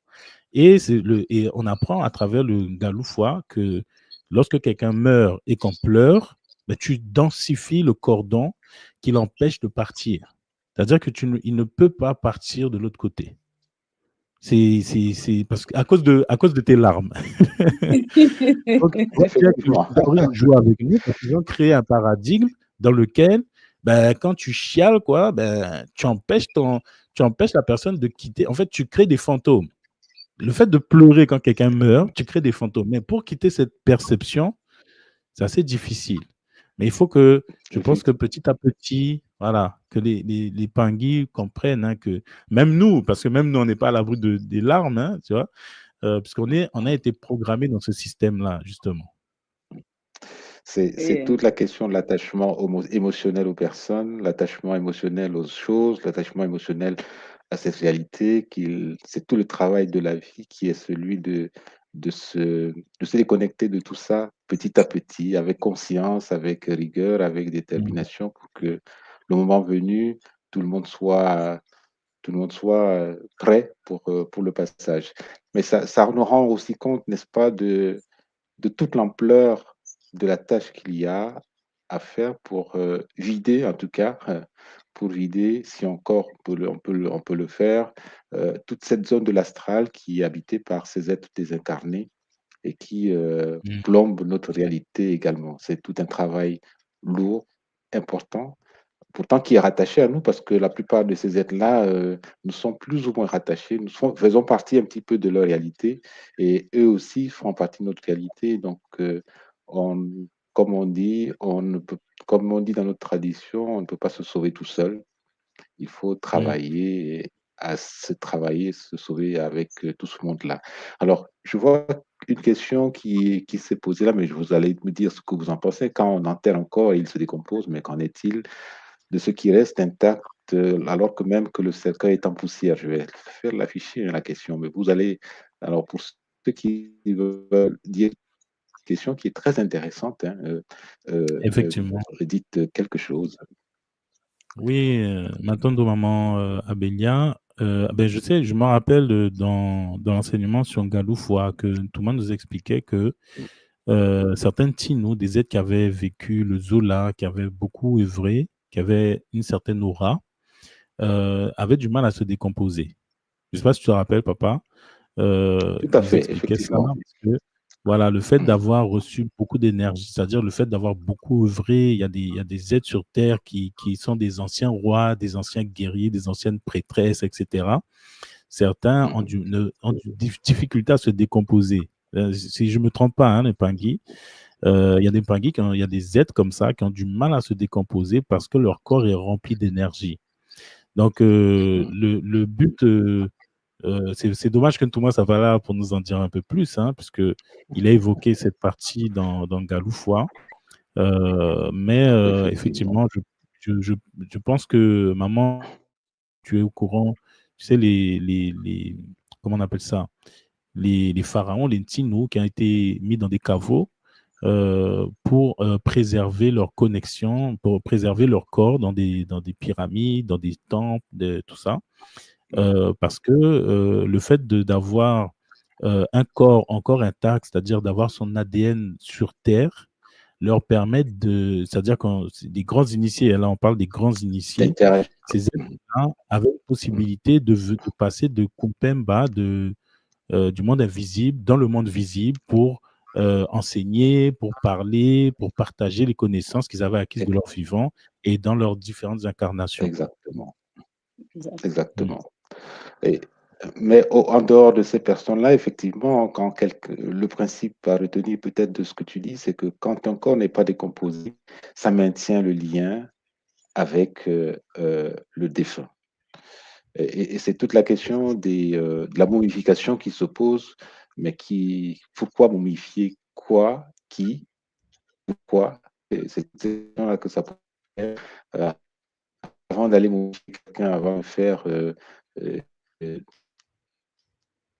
à la matière, Ah, papa, comme Papa, il est papa, prévu. c'est un peu saccadé quand tu parles. Je ne sais pas si c'est de mon côté seulement. Oui, quand tu Ah, non, mais sais c'est saccadé pareil un de petit mon peu quand côté. tu parles. ah oui, Mm. alors, je Non, dis, moi, je pense est-ce que que là, c'est mieux? c'est vrai qu'avant, on faisait la momification, mais quelqu'un qui se décompose pas, je pense qu'il y a beaucoup d'êtres, en fait, hein, qui ont œuvré dans le Zola et les corps vont rester là, quoi, juste pour montrer, en fait, ils sont toujours présents. Leur aura, même s'ils sont morts, mais il y a quelque chose, je prends l'exemple d'une grande dame euh, qui faisait beaucoup de bien autour d'elle. Et je me demande si on ouvrait maintenant son cercueil, je pense qu'on la trouverait encore là, bien entière dans son cercueil. Et c'est vrai que ça permet de voir aussi que l'aura qu'avaient ces gens-là, même si ils sont de l'autre côté, mais ils sont aussi ici, puisqu'on pense à eux tout le temps. On pense tout le temps, on redit, oui, est-ce que tu revois cette dame et est-ce que tu vois comment elle était généreuse, est-ce que tu vois comment elle était bonne? Et c'est ça, en fait, qu'on doit pratiquer sur cette terre, c'est préparer notre corps ou notre aura à rester dans les pensées des autres. Et c'est là qu'on dit qu'on ne meurt jamais, puisqu'on reste toujours, on est éternellement vivant quand on a laissé quelque chose aux autres, à ceux qui viennent après nous. On a œuvré pour que les énergies puissent rester envers et contre tout, bien entendu, parce que c'est pas facile. Mais le but, c'est ça, en fait. C'est en finalité, il faut qu'on laisse quelque chose derrière. On ne peut pas partir et se dire, ou alors même ne pas savoir qu'on doit préparer le corps à la mort. Il faut le préparer. Et j'espère qu'en tout cas, tout moi entend nos demandes, parce qu'il y a pas mal de mamans qui me disent ça tous les jours. Qu'est-ce qu'on fait? Qu'est-ce qu'on fait? Et je lui passe le message là maintenant, tout moi, on a besoin de ça. On a vraiment besoin de ça. Et je dis, moi, j'ai la chance, j'ai été accompagnée, c'est vrai que j'ai parlé tout à l'heure de la mort de mon père, mais un gars lui-même était là. En fait, j'avais une flopée d'un gars autour de moi. Je pense qu'en Guadeloupe, il y a déjà les gars qu'il faut pour ça et qui n'ont pas peur, qui étaient bien présents. Il y a Papa James Pem qui a été tous les jours pendant un mois, mais vraiment, c'était ce Zola, c'est pour ça que je l'appelle Zola James, parce que c'est des choses qu'on peut même pas raconter aux gens tant que ce qui tourne autour d'un mort, en plus, c'était dans un EHPAD, donc je ne parle même pas de ce qu'il y a autour. Ne laissez pas vos vieux mourir seuls. C'est tout ce que je peux vous demander là aujourd'hui, parce qu'il y a trop d'entités qui sont là, qui les attendent pour les accaparer. Restez autour d'eux, envoyez-leur beaucoup d'amour, élevez les consciences de votre famille pour que l'amour soit autour de ces personnes, mais juste de l'amour, pas la peine, hein, pas la tristesse, du Zola, beaucoup d'amour. Matondo, je vais vous quitter là parce que Matondo, maman. oui, je dois partir maintenant. Matondo, maman. Matondo, beaucoup de Zola. Belle continuation. Matondo, maman. Papa, je voulais rajouter quelque chose de maman Abélia, parce que c'est une très belle question. En fait, ça ouvre pas mal de perspectives, hein. C'est-à-dire que ce que moi je comprends de la tradition Congo primordiale, c'est que nous sommes dans un game, c'est clair, nous sommes dans un jeu. Et à travers les enseignements de l'école Kimuntu, de la tradition Congo, nous devons comprendre que dans ce jeu, nous devons mettre en place de la stratégie. Les anciens mettaient en place des stratégies pour permettre de faire avancer le jeu. Parce qu'eux, ils savaient qu'ils allaient revenir, en fait. Donc, comme ils savaient qu'ils allaient revenir, il fallait permettre à la communauté de rester toujours connectée, éveillée, connectée au Bumuntu. Donc, ils faisaient en sorte, souvent, de laisser leur corps, leur ADN sur Terre. Parce que nous sommes des Bantus et Muntu, hein, le singulier Muntu. Muntu veut dire incarné dans l'ADN. Ça veut dire qu'il y a une frontière, parce que les morts ne sont pas morts, c'est-à-dire ceux qui passent dans le village des ancêtres avaient une volonté de rester connectés à la matière, pas pour avoir des belles voitures et tout, mais pour rester connectés à la matière, pour partager toujours leur lumière dans la matière. Et ils faisaient en sorte de garder un corps intact, ou du moins l'ADN intact, pour permettre de communiquer avec les vivants. Les vivants, c'est-à-dire les êtres qui sont dans la matière. Et certains parmi nous sont des grands signaux, des grands rois, des grands prêtres qui sont revenus dans des corps et qui bénéficient parfois, c'est-à-dire que ça peut être un initié, mais il y a un degré d'initiation, il y a des êtres qui viennent sur Terre et qui sont déjà des grands initiés, qui font un cheminement, bien sûr, comme tout le monde, mais leur but, c'était de se réanimer. Mais certains sont venus avec beaucoup d'amour déjà, puisque c'est un amour qui a été canalisé dans les vies antérieures.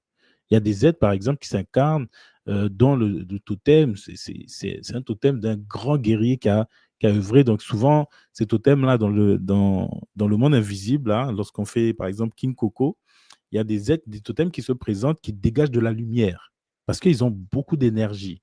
Et souvent, lorsque ces êtres s'incarnent, ben, ils impactent le monde, en fait. Comme des gens comme tout moi, par exemple. Donc, ils impactent le monde parce qu'ils ont déjà un background, ils ont déjà vécu, ils ont déjà fait de grandes choses. Donc, lorsqu'ils meurent, soit lorsque la communauté est préservée, structurée, ben, ils faisaient en sorte de conserver justement leur ADN pour permettre aux Mpangui de bénéficier encore de leurs connaissances un maximum. Mais lorsque les Shintaori, lorsque les êtres sont venus taper nos civilisations, justement, ils récupéraient justement ces ADN, les momies de nos anciens, là, ils récupèrent ces momies, les crânes, etc., euh, pour emprisonner ces êtres-là, les empêcher de partager leurs connaissances, leur puissance, et les empêcher de revenir. Donc, maman, en fait, on est vraiment dans un jeu, quoi. C'est-à-dire, Voilà, il était une sauvegarde. effectivement. C'est ça. Et ça restitue encore l'ampleur du travail qu'il y a à faire pour libérer tout ça. Mhm. Parce C'est que ça. pour que ces êtres-là se réincarnent dans notre réalité, il faut leur libérer. Il faut pouvoir les Mhm. libérer. Et ça fait partie des missions que nous autres qui sommes conscients dans cette réalité avons à faire pour pouvoir permettre que le divin se densifie encore plus dans la matière. Matondo, alors Effectivement. nous avons un gars Kimbana qui nous a rejoint sur le plateau. Mbote maman.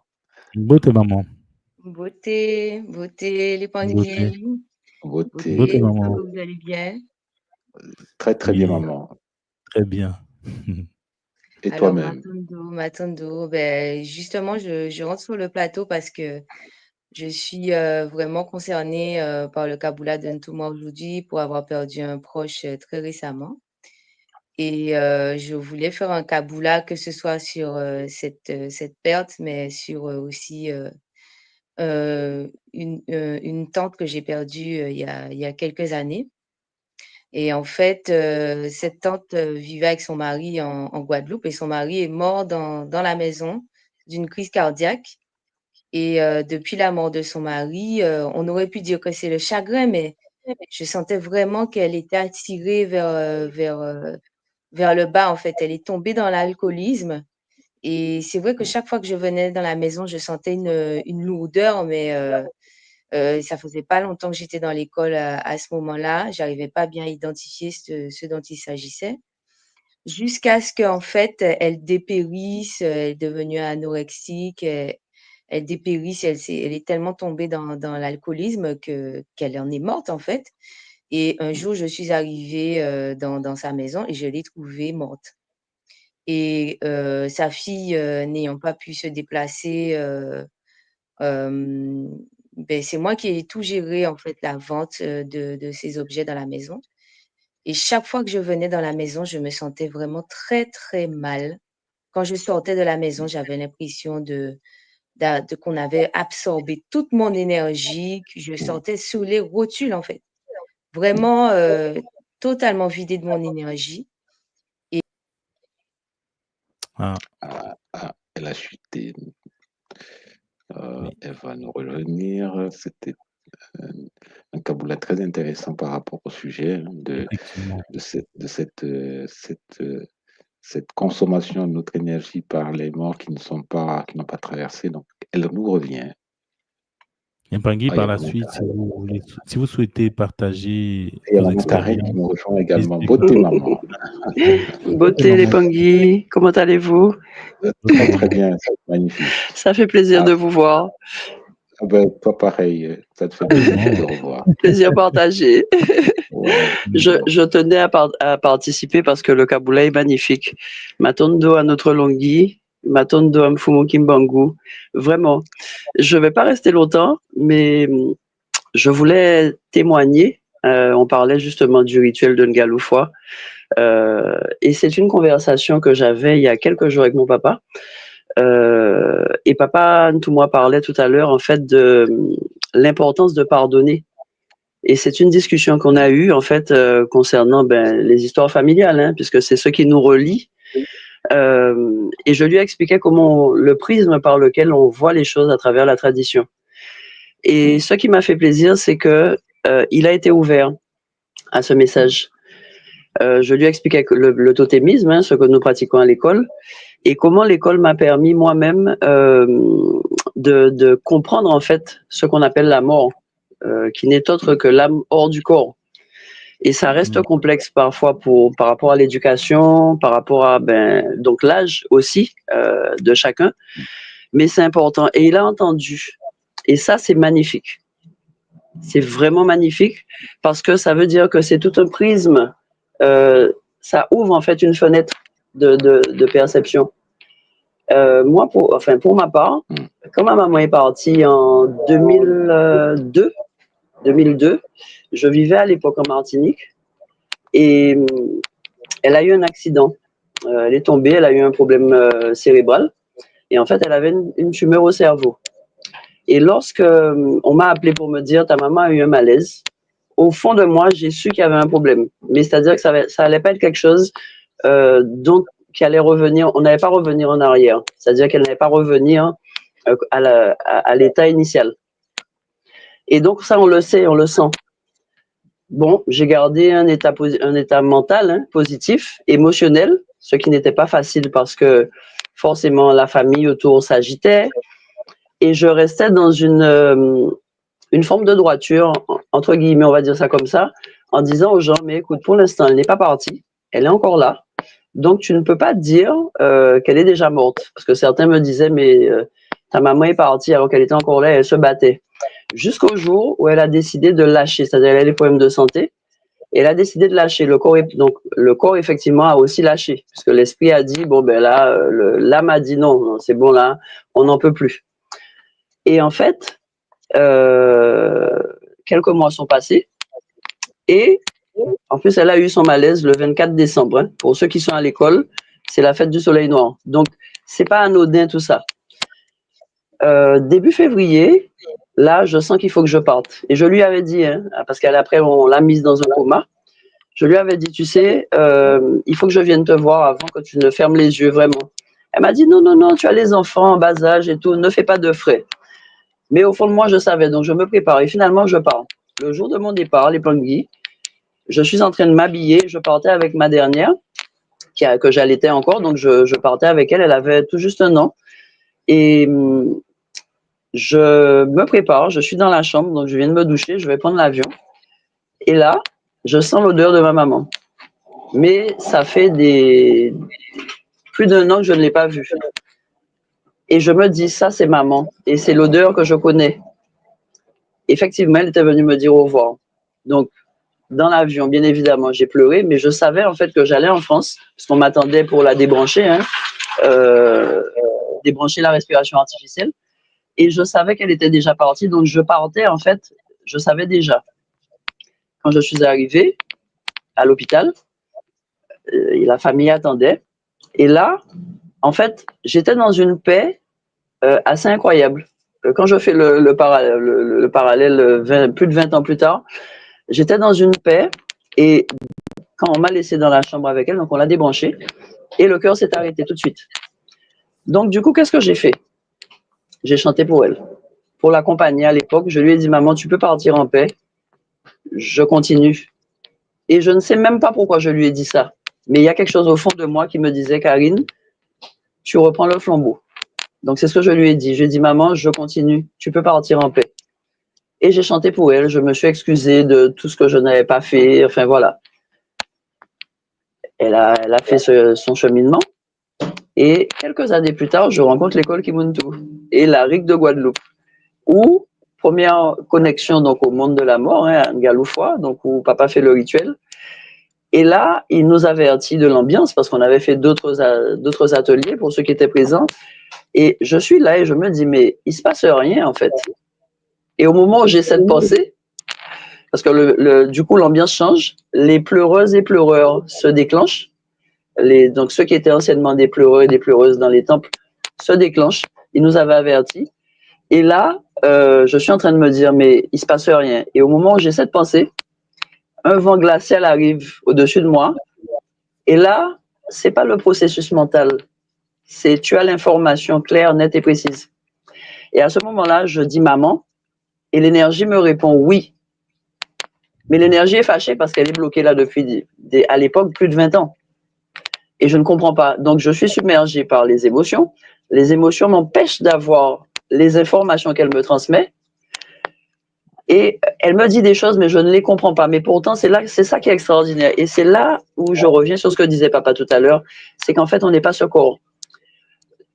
Donc, j'ai téléchargé dans mon corps les informations que j'ai reçues longtemps après, quand j'ai été calmée émotionnellement. Mais ce jour-là, on est resté un moment, donc c'était assez profond. Et à ce moment-là, à un moment, tout le monde nous dit, ben, vous allez les laisser partir. Il est temps de les laisser partir. Et là, donc, je la laisse partir et je perçois ce portail doré en même temps avec des couleurs qu'il n'y a pas sur Terre, des couleurs magnifiques. Et je perçois en fait l'ouverture et je perçois aussi qu'elle passe en fait. Et là, waouh, l'atelier se termine. Tout le monde nous dit, mais il va falloir vous réveiller, revenez et tout. Et là, mais je suis submergée par les émotions parce que là, je réalise en fait, même avec beaucoup d'incompréhension, hein, à l'époque, j'avais écouté le Disumu Masumu, le cours, mais on ne comprenait pas tout. Et c'est petit à petit en fait. Et après, quand j'ai raconté ça, donc j'ai fait mon kaboula, je me disais, mais c'est pas possible. En fait, je ne comprenais pas sa colère.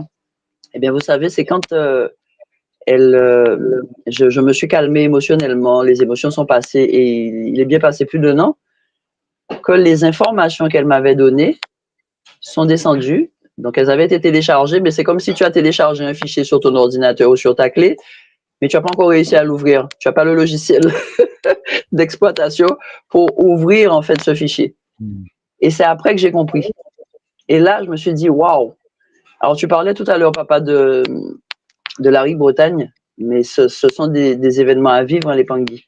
Pour ceux qui n'ont pas encore vécu une RIC, ça vaut le détour. Parce qu'effectivement, on a besoin de comprendre, mais pas avec le mental.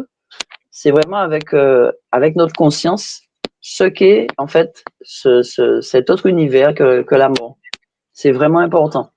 Parce que vraiment, on n'est pas ce qu'on croit. Et nous étions en déplacement. Enfin, moi, je suis encore à l'extérieur. À l'époque, quand papa a commencé cette série de Kaboula magnifique, vraiment encore Matondo Bakulu, hein, qui le guide. Et ça nous a permis d'observer autour de nous comment les gens fonctionnent à l'extérieur. On était vers l'Asie.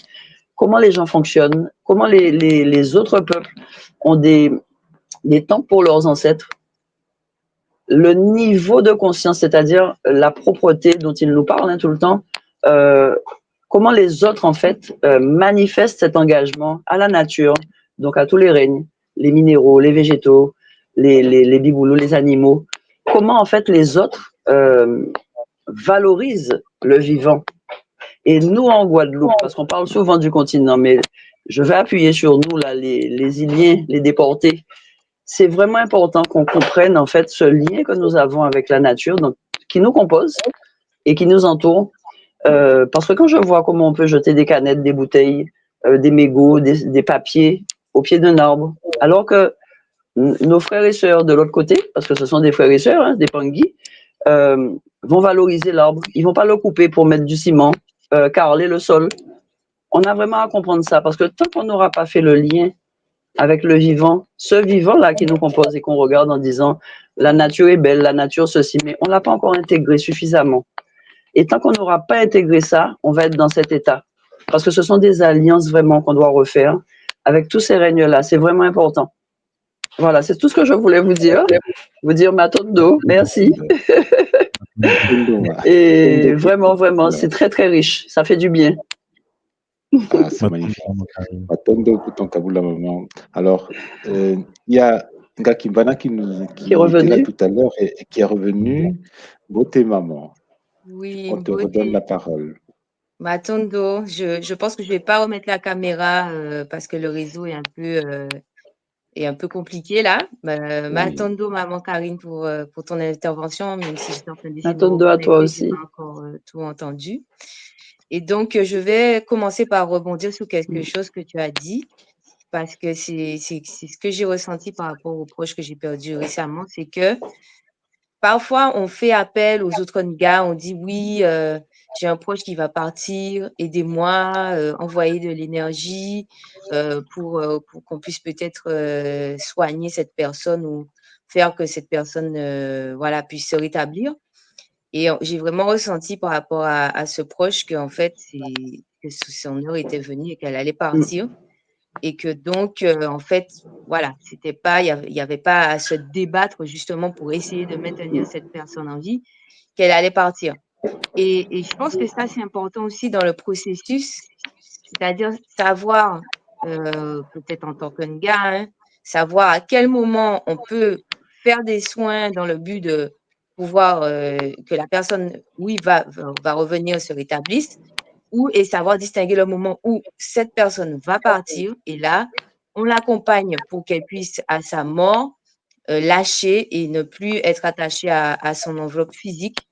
Et je crois que c'est important de pouvoir faire la part des choses et m'attendre à toi, maman. Et je continue mon propos avant que ça ait coupé. Je disais qu'on n'avait quand même pas tout perdu puisque dans les veillées en Guadeloupe, les veillées traditionnelles, on joue du tambour, ça chante, il y a des blagues, il y a des gens qui sont là pour donner des blagues, pour que ça soit animé, la famille est présente. Et en fait, finalement, quand on regarde les veillées traditionnelles, c'est pas des moments qui sont tristes. Ce sont pas des moments qui sont tristes où les personnes sont accablées et tout. Certes, il y a ceux qui restent autour du corps et qui pleurent, etc. Mais quand même, dans la veillée traditionnelle, on fait en sorte que ce soit pas un moment qui soit triste. Et je repense à une anecdote, ma grand-mère qui a perdu son mari qui est mort assez jeune. Et une de ses filles n'a pas pleuré. Elle ne pleurait pas. Et en fait, on l'a tapée en fait pour qu'elle pleure. Parce que on lui a dit, faut que tu pleures, sinon tu vas pas le laisser partir, ou sinon. Et là, c'est vraiment l'inversion en fait.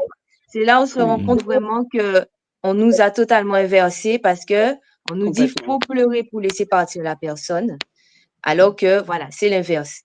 Après, maman, comment gérer sa douleur? Ça, c'est quelque chose parce que certes, parler là maintenant et dire oui, il faut pas pleurer, voilà, c'est vrai que on comprend, mais parfois, parce que quand c'est vraiment quelqu'un qui est proche, comment gérer sa douleur? C'est ça le truc. Est-ce qu'on peut pleurer, mais si on est vraiment éloigné du mort et pas beaucoup? Comment faire que si on pleure quand même, que ça n'ait pas trop d'impact? Voilà, je crois que tout le monde avait parlé plus ou moins dans un kaboula, mais je suis vraiment, vraiment heureuse de ce kaboula parce que ça tombe vraiment à pic. Et c'est vrai que ce deuil, je le gère différemment en essayant de parler à mes proches et de leur expliquer que, voilà, si tu la retiens, ben, elle va rester là à errer, en fait.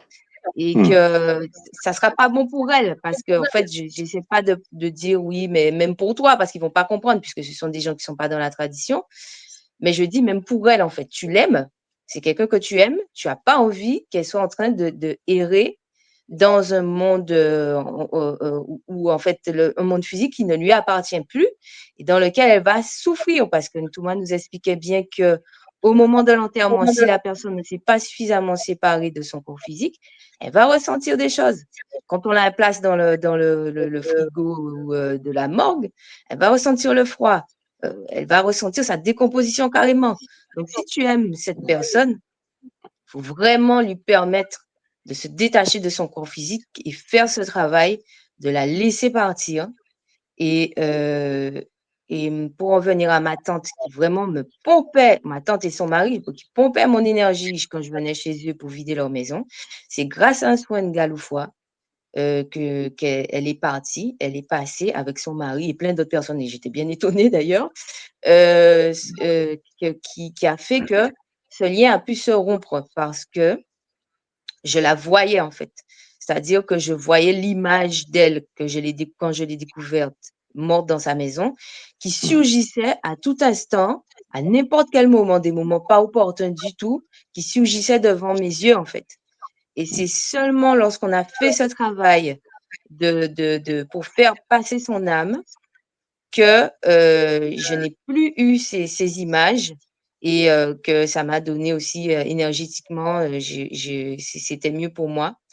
Et puis le mort, il reste là des années et il oublie en fait parce que justement, j'ai eu à faire passer des morts qui ne savaient plus qui on était en fait. Et comme ils ne savent plus qui on était, on pense qu'ils ont encore oui, mais c'est mon père, c'est ma mère, il ne peut pas me faire du mal en fait. On pense qu'ils ont encore un amour, un quelconque intérêt pour nous, mais ce n'est plus le cas parce que petit à petit, ils oublient qui ils sont et ils ne sont obsédés que par récupérer une énergie vitale qu'ils n'ont plus en fait. Donc, c'est là où on doit garder ce recul et qu'on doit accompagner nous en tant que Nga et qu'on puisse avoir accès à cette connaissance et m'attendre encore tout moi, qu'on puisse accompagner nos proches de la meilleure manière qui soit, avec le recul qu'on a la capacité, la possibilité de garder, puisque nous, on peut se recharger en énergie, comme tu dis, maman Karine, aller se connecter à la nature, dire, ouais, ça me fait mal, ça me déchire, mais je vais dans la terre et je lui demande d'absorber mes énergies, de les transmuter en fait. Je mets mes pieds sur la terre, je lui demande de transmuter pour que après je puisse accompagner mes proches de la bonne manière. Tout à fait. Donc c'est l'intervention que Ma je tante de voulais faire. maman. Ma tante doit à vous, ma tante doit à tout moi, et je vais suivre vraiment attentivement les autres Kaboulas. Et j'ai un gros olaf. Ma tante, si vous permettez, avant de vous laisser, je rebondis sur ce que tu as dit, maman Kimbana, parce que tu sais, quand maman est partie, j'ai un oncle. Alors, ma maman était Kimpasa, donc taureau. Et j'ai un oncle taureau qui m'a dit ta maman est morte, tu pleures pas?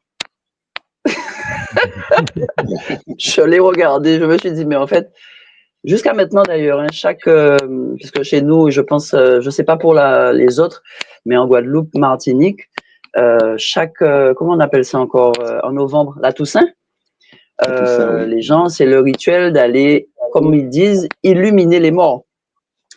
Et chaque année, je suis conviée et j'explique que je ne serai pas présente. Après, on fait un repas familial. Je dis, par contre, je me joindrai à vos repas. Mais je ne viendrai pas illuminer les morts. Et donc, une cousine donc ce tonton m'avait dit ça il y a donc le jour du décès. Comment ça, tu pleures pas? Donc, pour lui, il y avait quelque chose de suspect. Pendant l'enterrement, enfin, lors de la veillée, parce que son corps a été ramené en Guadeloupe, elle est décédée en France, on a ramené son corps en Guadeloupe. Et donc, arrivé en Guadeloupe, les gens étaient interloqués par le fait que je ne pleurais pas. Donc, je n'ai pas trop débattu là-dessus à l'époque. Et je me rappelle qu'ils avaient été aussi choqués par le fait qu'on était habillés en blanc. Et on m'a dit, mais comment vous êtes habillés en blanc avec les enfants? Je dis, ben, en fait, Et à l'époque, on parle de quelque chose qui date de 2002. Mais ma conscience, je la remercie parce qu'elle m'a dit, habille-toi en blanc. Et on avait choisi des vêtements éthiopiens. C'est ce que j'avais trouvé. Et j'avais habillé les enfants avec des vêtements éthiopiens. Et certains m'ont dit, mais on rentre pas à l'église. J'ai dit, non, nous on rentre. Nous, on n'a pas de problème, on rentre. On va l'accompagner jusqu'au bout. Pendant l'enterrement, je me rappelle de mon fils qui me dit, alors on remet dans le contexte, hein, on est à l'époque des Men in Black, le film. Mon fils me dit, c'est bizarre, maman, quand même. Il y a beaucoup de Men in Black à l'enterrement de mamie. Hein. Ils avaient tous des costumes noirs avec des lunettes noires. J'ai dit, oui, il manque juste le zigouilleur là pour t'enlever tes souvenirs. Et on sourit. Mais après ça, je vous disais, lors de chaque Toussaint, les parents, donc chaque année, vont au cimetière. Et c'est vraiment le rituel. Et donc, je les rejoins après, si bien que l'an dernier, ils m'ont même pas invité parce qu'ils ont dit, bon, elle vient pas au cimetière, donc on l'invite plus au restaurant. Bon, ok. Mais j'ai une cousine qui m'a dit, ta maman a besoin que tu te souviennes d'elle. Hein. Il faut pas que tu l'oublies. Et là, je n'ai pas pu résister. Je lui ai dit, parce qu'ils ont perdu leur papa il y a maintenant, on était à la Rique Martinique. Et donc, ils m'ont appelé pour m'informer. J'ai dit, ben, écoutez, que son cas soit vérifié, mais on n'est pas là.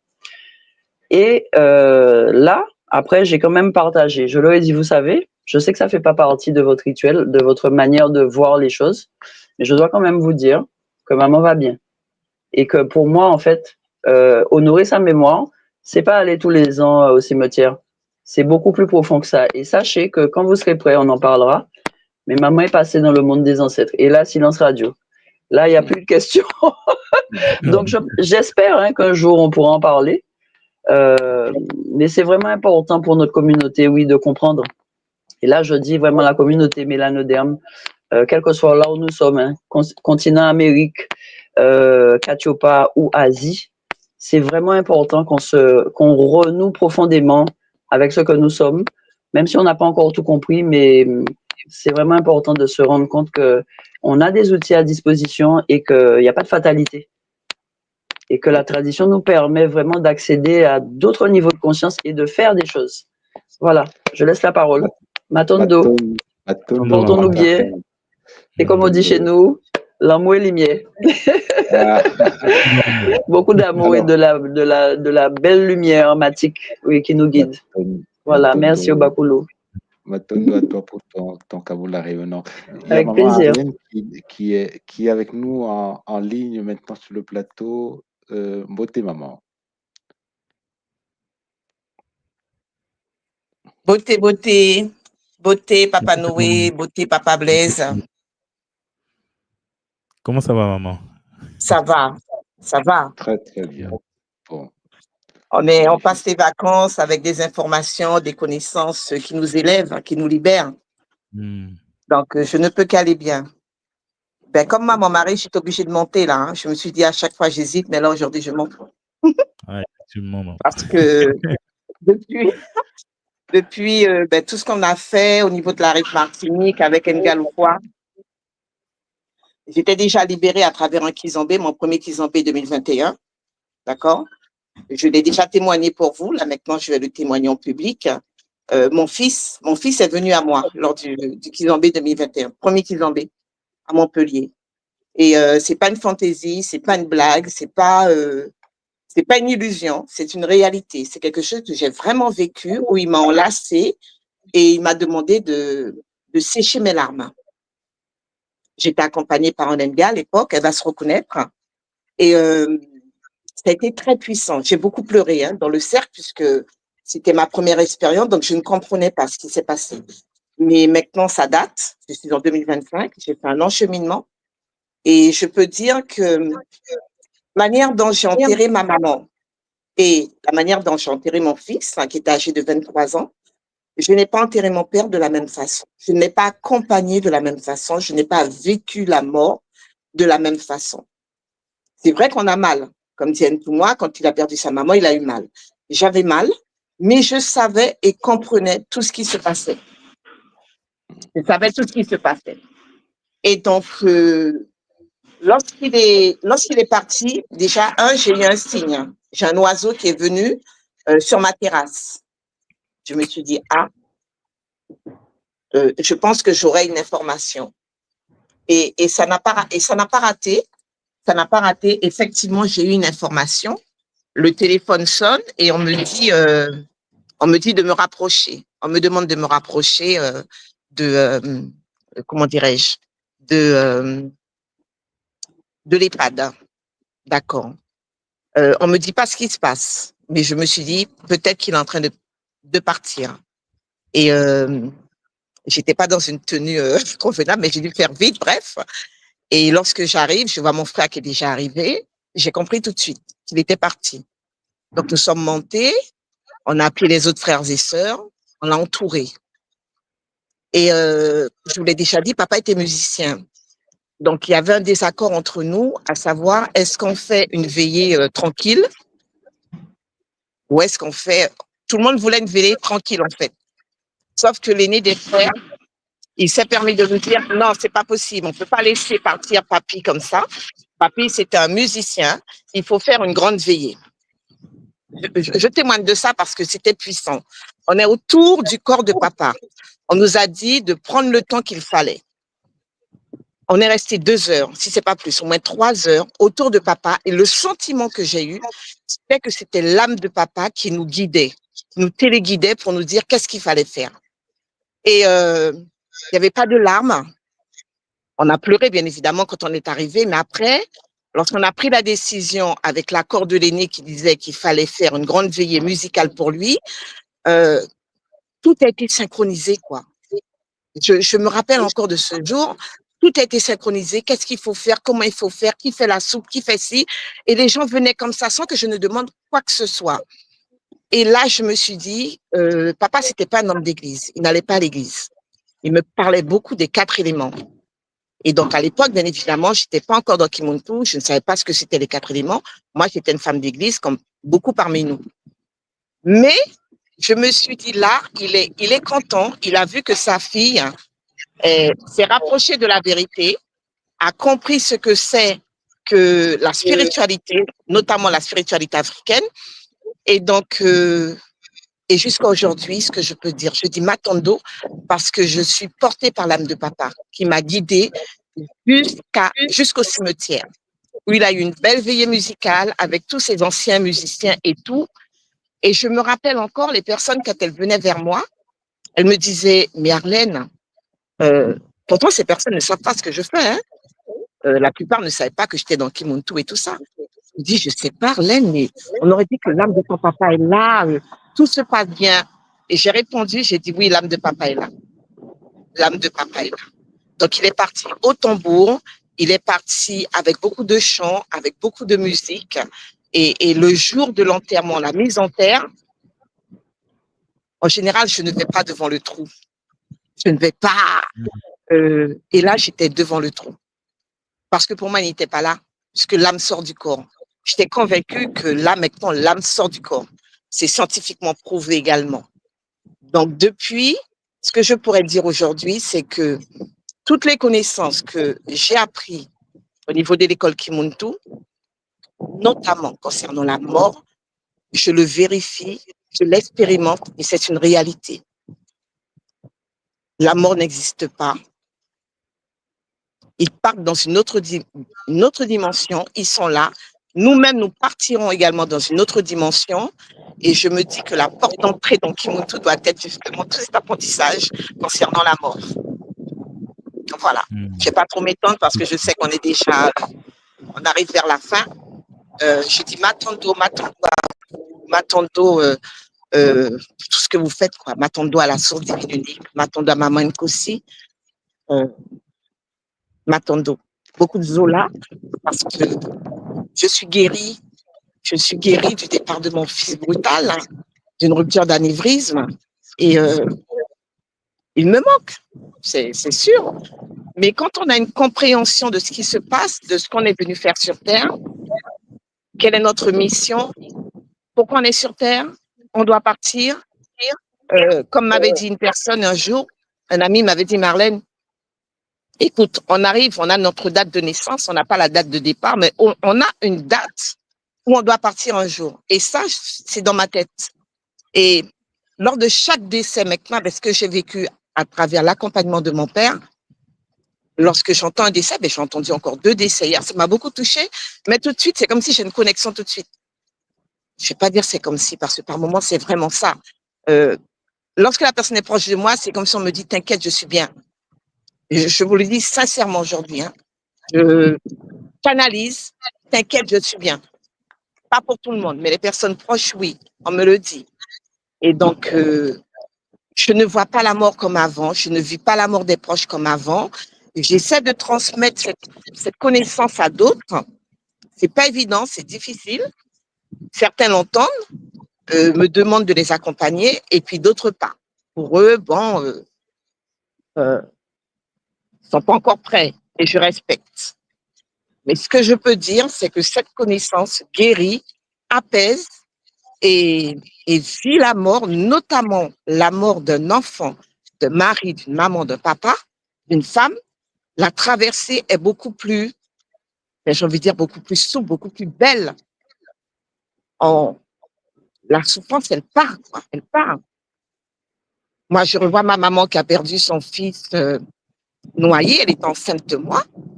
Mais maman, dès qu'elle parlait de ce départ, elle était en larmes toute sa vie, j'ai envie de dire, jusqu'à sa mort. Elle a vécu ça parce qu'elle n'avait pas cette connaissance de l'après-vie. Donc, il est important pour moi qu'on puisse mettre l'accent, bon, et moi le dis souvent dans ces cas-là, sur la mort, l'après-vie. Et on en parle à travers les espérances de mort imminente, les UMI. Donc, c'est un sujet pour moi qui est primordial, qui est très important, qui nous permet de vivre autrement. Oui, Voilà. Et effectivement. bien évidemment, le sujet de la sorcellerie, bon, je ne vais pas m'étaler, hein. Je m'éclate. Matondo, je m'éclate. Matondo, maman, Matondo pour Tokabula. Voilà. Effectivement, Oui. ce que tu vis permet déjà, hein, de ce que tu as fait déjà permet de limiter, de décrocher ces personnes de cet espace astral. Cet espace astral qui perturbe les vivants et qui leur permet du coup de passer de l'autre côté beaucoup plus facilement. Et c'est magnifique. Matondo à toi pour ce travail et cette conscience. Matondo pour votre disponibilité. Matondo. Matondo, je voulais ajouter aussi rapidement, hein, parce on touche à la fin, Oui, effectivement. rappeler aux Mpangui, à tout le monde, les Mpangui, que la mort est déjà programmée. Et bon, le but pour nous vivants, c'est de faire tout ce qu'il faut pour protéger les proches, pour ceux qui peuvent. Par exemple, les gars, les Mpangui qui ont des techniques de protection, ou tout simplement parfois en envoyant de l'amour aux proches, aux personnes qu'on aime, et de se dire que de toutes les façons, la mort est déjà programmée et qu'il faut laisser partir. Il y a des êtres qui partent, qui viennent. Moi, j'ai vécu la mort assez bizarrement. Je vais pas trop m'étaler, mais j'ai perdu un enfant prématuré. Et par la suite, on a eu comme information que cet enfant était venu, c'est-à-dire que ce choc qu'on a vécu avait pour but de nous éveiller, en fait. Et c'est ce qui s'est passé, c'est-à-dire que cette conscience était descendue pour pas rester longtemps. En fait, il fallait pas qu'il reste longtemps, puisque son but, c'était seulement de nous éveiller. Il fallait que je vive un choc. Il fallait qu'on vive un choc. Et ça a fonctionné, puisque c'est ça qui nous a permis de nous éveiller. Donc, tu vois que effectivement, il y a des choses qui nous dépassent. Il y a voilà, il y a des choses qui nous dépassent. La mort, en fait, nous sommes dans le monde de la mort d'ailleurs. Donc, nous sommes ici justement, parce que le monde de la densité, c'est le monde de la mort. Donc, c'est nous les morts. C'est nous les morts. Et je fais court, papa, excuse-moi, tu me permets de témoigner de ça. Je peux parler maintenant, je suis libre. Avant de rentrer dans Kimuntu, ben, c'était la même année, en milieu d'année 2021. J'avais rencontré, non, 2019, je suis rentrée Kimuntu 2021, 2019, j'avais rencontré un médium. J'avais rencontré un médium en métropole. Et là aussi, tout avait été synchronisé. Hein. Toute seule, je naviguais, je tombe sur les médiums qui peuvent rentrer en contact avec les enfants décédés. Et donc, je prends contact avec un premier médium qui me dit qu'il ferme, mais qu'il me met en contact avec Christine André, une grande médium reconnue. Elle a perdu sa connexion. Elle a perdu sa connexion, maman Arlette. Alors,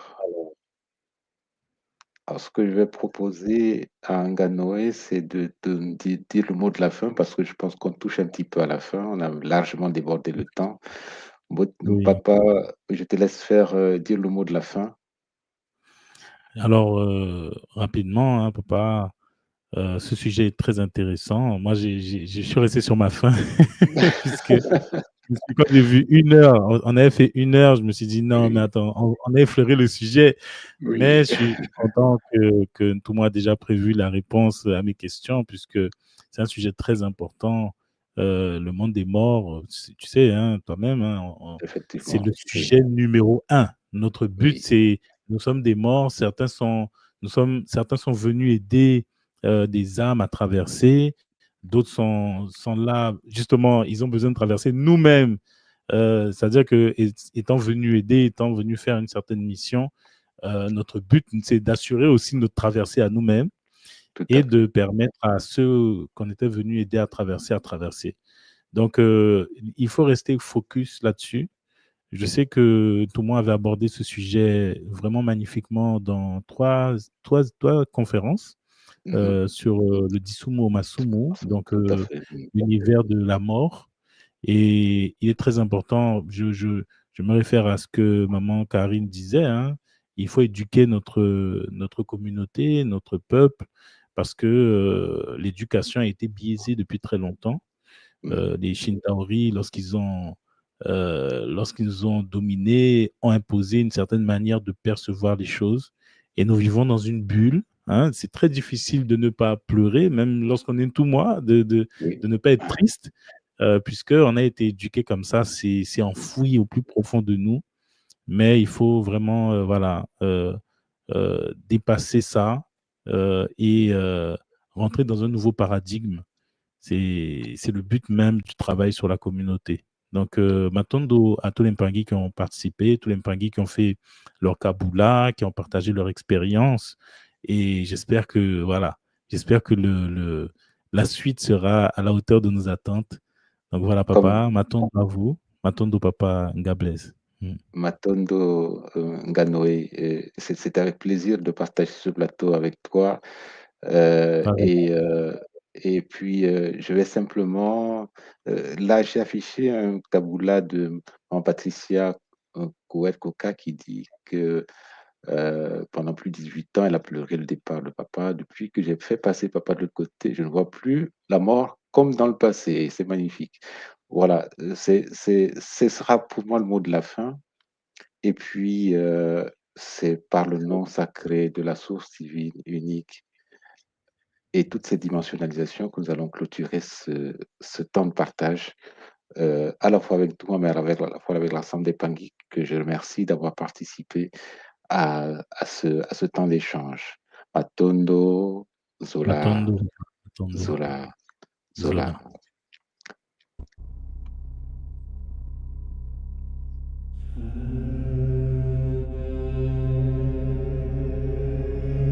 Tu crois que la sorcellerie, c'est un mythe, un délire de vieux?